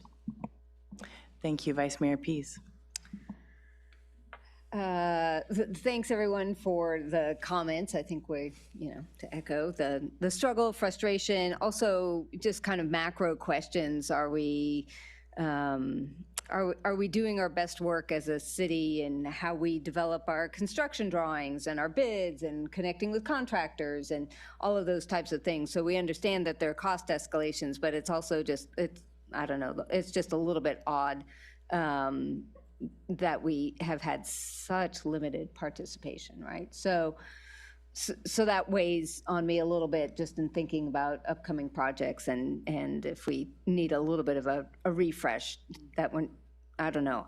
I mean, obviously there's a bidding climate, but anyway, so there's kind of a macro conversation. Specific to this, as I was first reading, as we've talked about it over the past, month, and these bids coming in, I tell you, I was really leaning toward 3, like an all or nothing, like frickin' let's just, to Felicia's point, like, golly, let's like put in some nice fixtures, paint the thing, upgrade the lighting, and move on, like get on with our lives here. We'll do the, nice lighting around the plaza, we'll save the Adobe, and, maybe in 10 years, then we're kind of rethinking, because we who knows what's happening with SLOMA and the dog leg. Are we doing all of that? I mean, really, there's a lot of work building up to it. So I still feel like that's honestly a viable option, like renovate, rehab, get her done. That being said,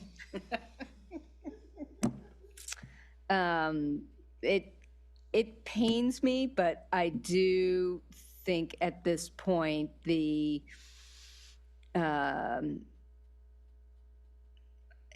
investment in our public facilities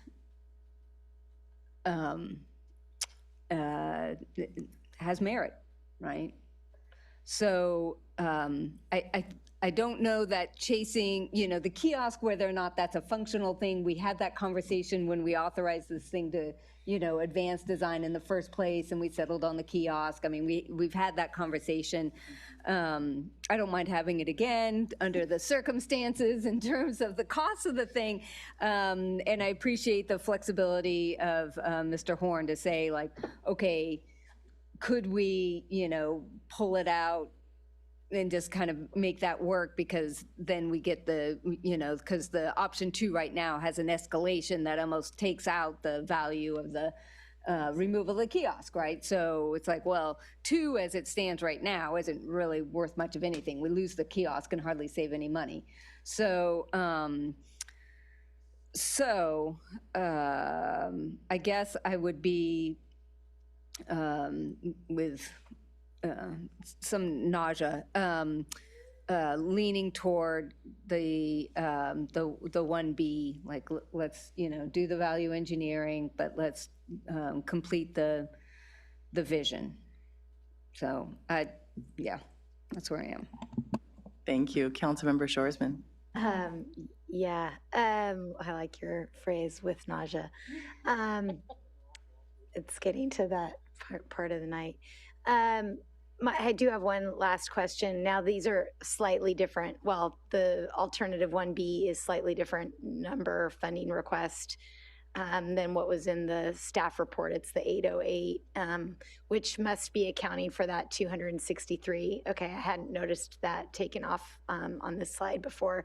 So it does make me wonder, with alternative 2, does that 597,000 include the value engineering? In other words, could be 390,000, or have you already taken that into account and it's just that there will be more design costs? So, okay, so I'm seeing a head nod. So, with that, that puts me over the edge. I think that I probably needed for alternative 1B, because ultimately we only save $200,000 or so, and we get a kiosk. Maybe, the kiosk, I was not on council when this discussion happened more robustly around the best way to activate the plaza and whether or not the kiosk is the best solution for that. But it sounds like, that was a favored response in all of these community meetings, by some portion or not.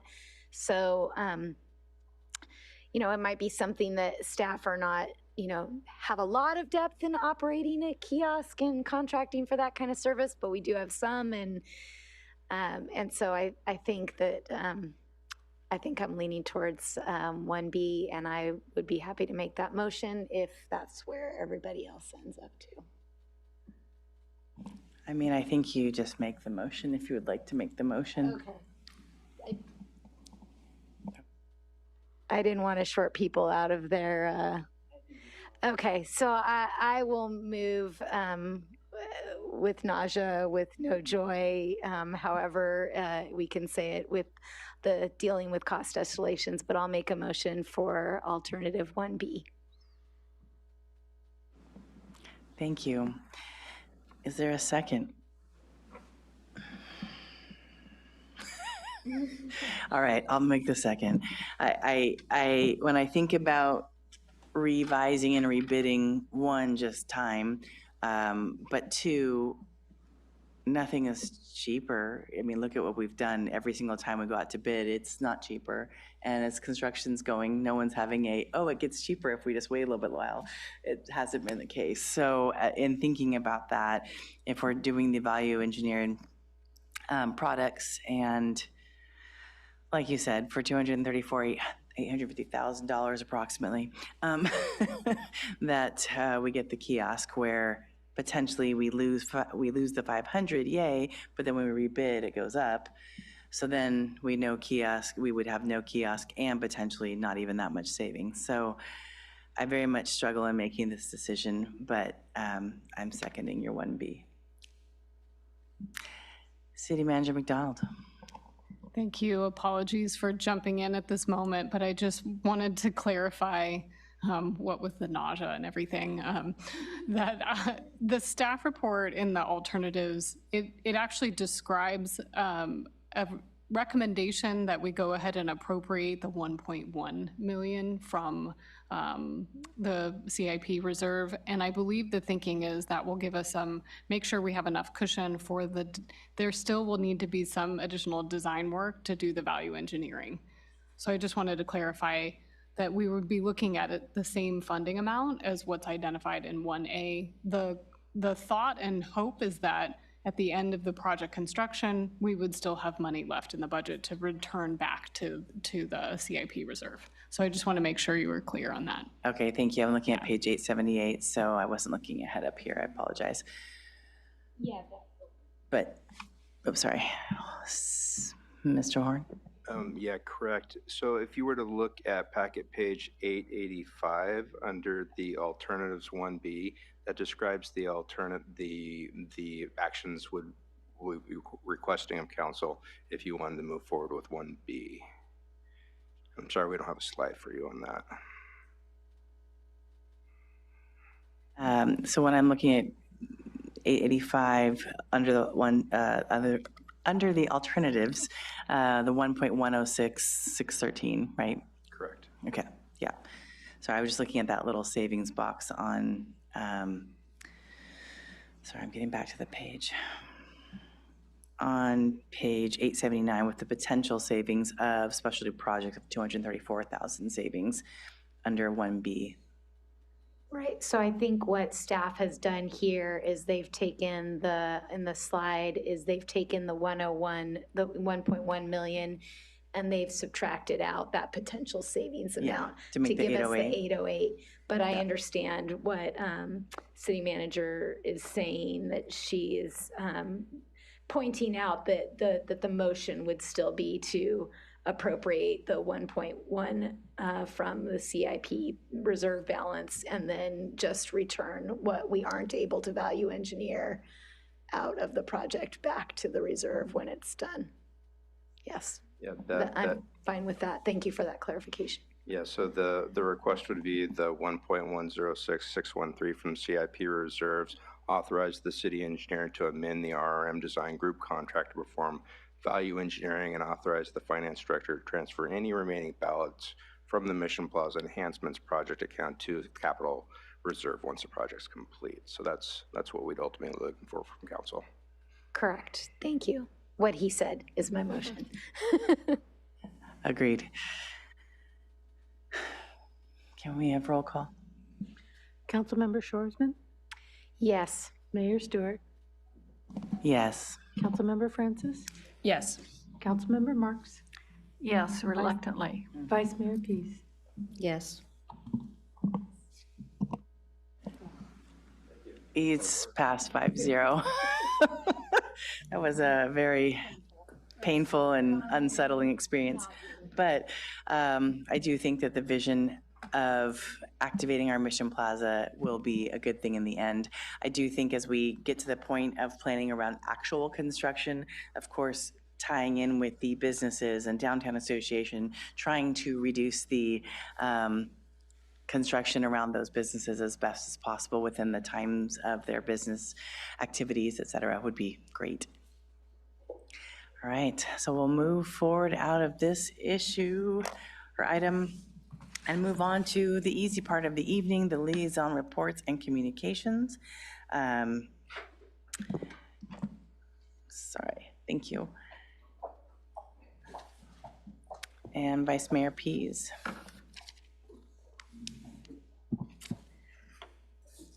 Thank you. I did want to, in particular, talk about the Coast Rail Coordinating Council.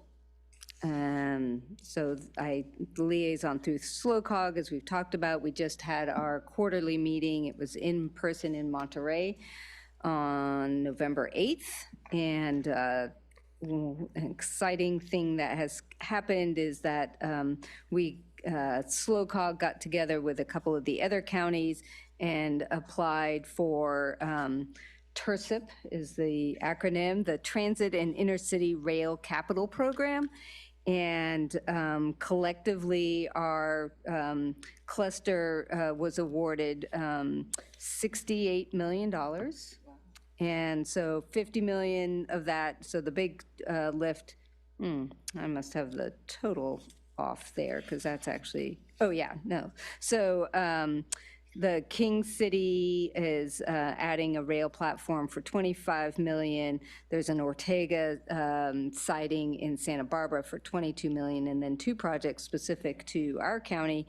One is a siding so that the trains can pass each other to allow for San Luis Obispo to, you know, Gilroy, San Jose, Oakland, all of those places. But we need a place for them to pass each other, so they're thinking around Templeton to be determined. And then there's one that's called an Orcutt Road left-hand crossover, and which it's like, well, yeah, our Orcutt Road, but really what it is that the rail that as you cross Orcutt Road, it switches between which track is going to be the one closer to the train station or the other one. And apparently what's in there is super dysfunctional, or it's just so limited that you end up having sometimes people, like trains are stuck. So anyway, it's only $4 million, but it should fix that issue. So that was exciting and great to have the collaboration. Let's see, I had Downtown SLO this morning. Already covered that. Building a Better SLO had a great event. We had almost 100 people attending for Strong Towns.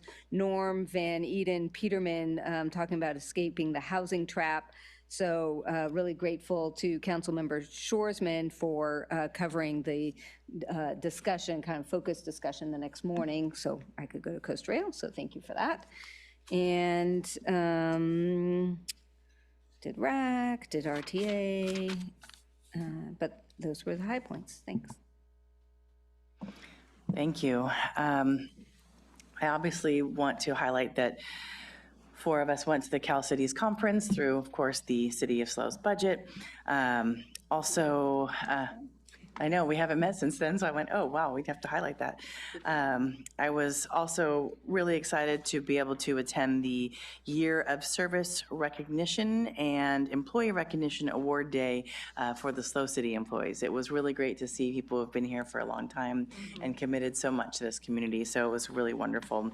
I also got to attend the ASI executive staff, also in a totally different way, a bunch of students who are giving up their time and energy to really commit to their public service on campus, and that was really, really good. I went to the first annual Central Coast Trades Award and Outstanding Apprenticeship Job Fair. It's quite a mouthful, but it was wonderful seeing the students that are interested in maybe a career in the trades and getting to see all the different types of trades that are available here in SLO and be able to have a career was amazing. Also, I sometimes, as you all know, as mayor, we get to meet with different people and how to help our community, and not necessarily a specific committee or advisory body. And I got to meet with the Anti-Defamation League, the ADL, and we have some changes happening. Our regional director, Dan Mizell, is leaving. So I had got to meet with Lauren Post and not the other Lauren, and really heard about the research they're doing and how do they help with hate crimes versus hate incidents, how do they connect back from Cal Poly, how do they connect back to our city, and also the best practices throughout California and the US. And it was a really good conversation, and trying to figure out how do we help our community feel, again, welcome and heard and safe. And then we have the advisory body board quarterly meeting, which I have to say, I'm always so thrilled at all the people who give their time. We have so many community members. I mean, what is it, 19 committees. And if you ever wonder what's going on, honestly, just read through that entire agenda, because it's everyone's agendas and their highlights, their accomplishments, and what's been happening in those different committees. And it's just so much work that's happening in our community that I think we all are very proud of, but sometimes don't have the time to talk about every bit. Lastly, got to help out with the planting 40 trees at the Arbor Day Festival, or not festival, but I don't know what the day is called, but Arbor Day fun. So I'll move that on. And just really thankful for all the community members who came out and helped us plant, getting a little closer to our 10,000 trees. I'll move it on to Councilmember Marks. Thank you. Yeah, so I have to say that I also went to half of the stuff that our Honorable Mayor was talking about, the employee recognition, the Cal Cities Conference in Long Beach. I forgot about the economic forecast. Yeah, and Arbor Day. And I had a very thrilling election night on November 5th. So that was quite a scene, and it's a relief not to be campaigning anymore. I wanted to talk a little bit about Air Pollution Control District. Tomorrow, I have a meeting of the APCD in the morning and then the IWMA in the afternoon. And the lawn and garden electrification program, which has been in the works for quite a while, we've actually gotten $100,000. And on January 13th, people can start applying to, basically, it's a straight trade. You have to, they're actually asking people to destroy their gas-powered items and get a brand new electric one. What? Leaf blowers. Leaf blowers, lawn, yes, lawn and garden electrification. It's also chainsaws, weed whackers, things like that. And then at the IWMA, we got a substantial grant from the Cal Recycle, the state waste management authority. And the reason we got the grant is that we're giving smaller grants to the various jurisdictions. Excuse me. So the city of Arroyo Grande has applied for $10,000, which I'm going to vote in favor of tomorrow afternoon. Tomorrow afternoon.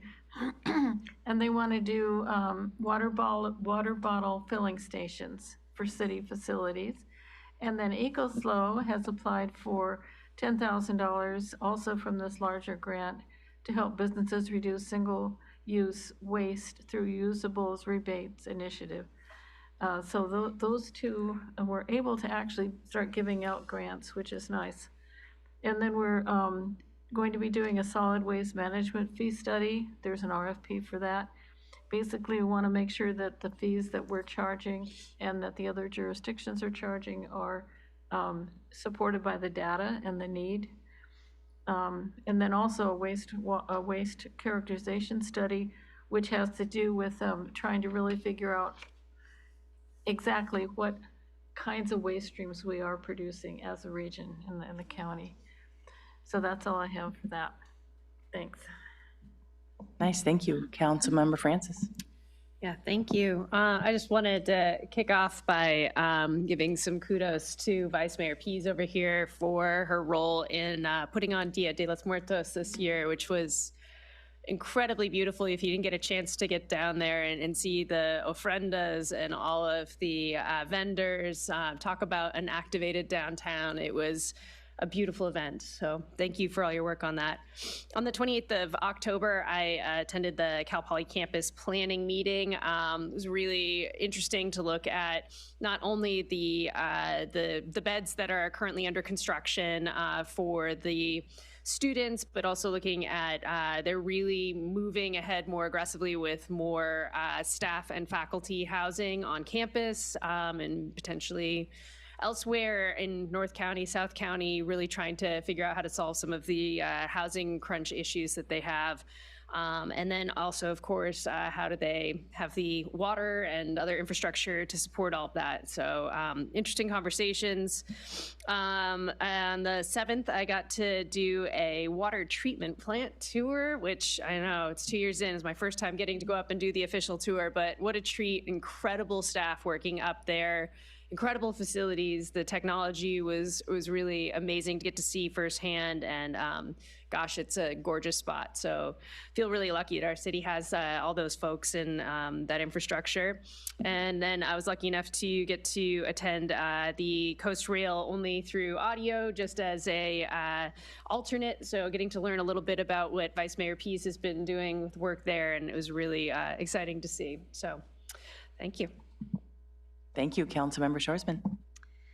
Thanks. So yes, the day that you all left for Cal Cities, I had a Homeless Services Oversight Council meeting, and then the next day I was supposed to represent us at the Student Community Liaison Committee, and I got put on a jury. So I was on jury duty for the period that you all were gone, so I was fulfilling my civic duty in that way instead. Got a chance to go to a lot of the great events that you all talked about. I think the only thing that I'm noting on my calendar that that nobody has mentioned yet is the Inclusive Business Practices seminar that our city staff and many others in coordination with Cal Poly put on. It was a great event and lots of good networking and people sharing ideas, and really enjoyed the opportunity to hear all that everybody had to say. Yeah, Vice Mayor Pease. Sorry, I did want to just say out loud that I did go to and traveled on to Cal Cities on the city's behalf.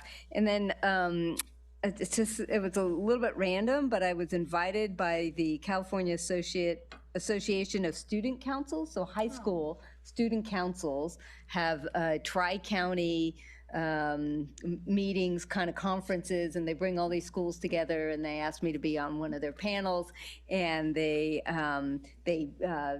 had spent the day on teams researching issues, and then presented to our panel suggestions for improvement about social media and cyberbullying, environmental justice, substance abuse, school security, academic pressure, like real issues. So it was really encouraging to see their leadership and engagement. That's cool. Thank you. Well, and I can't end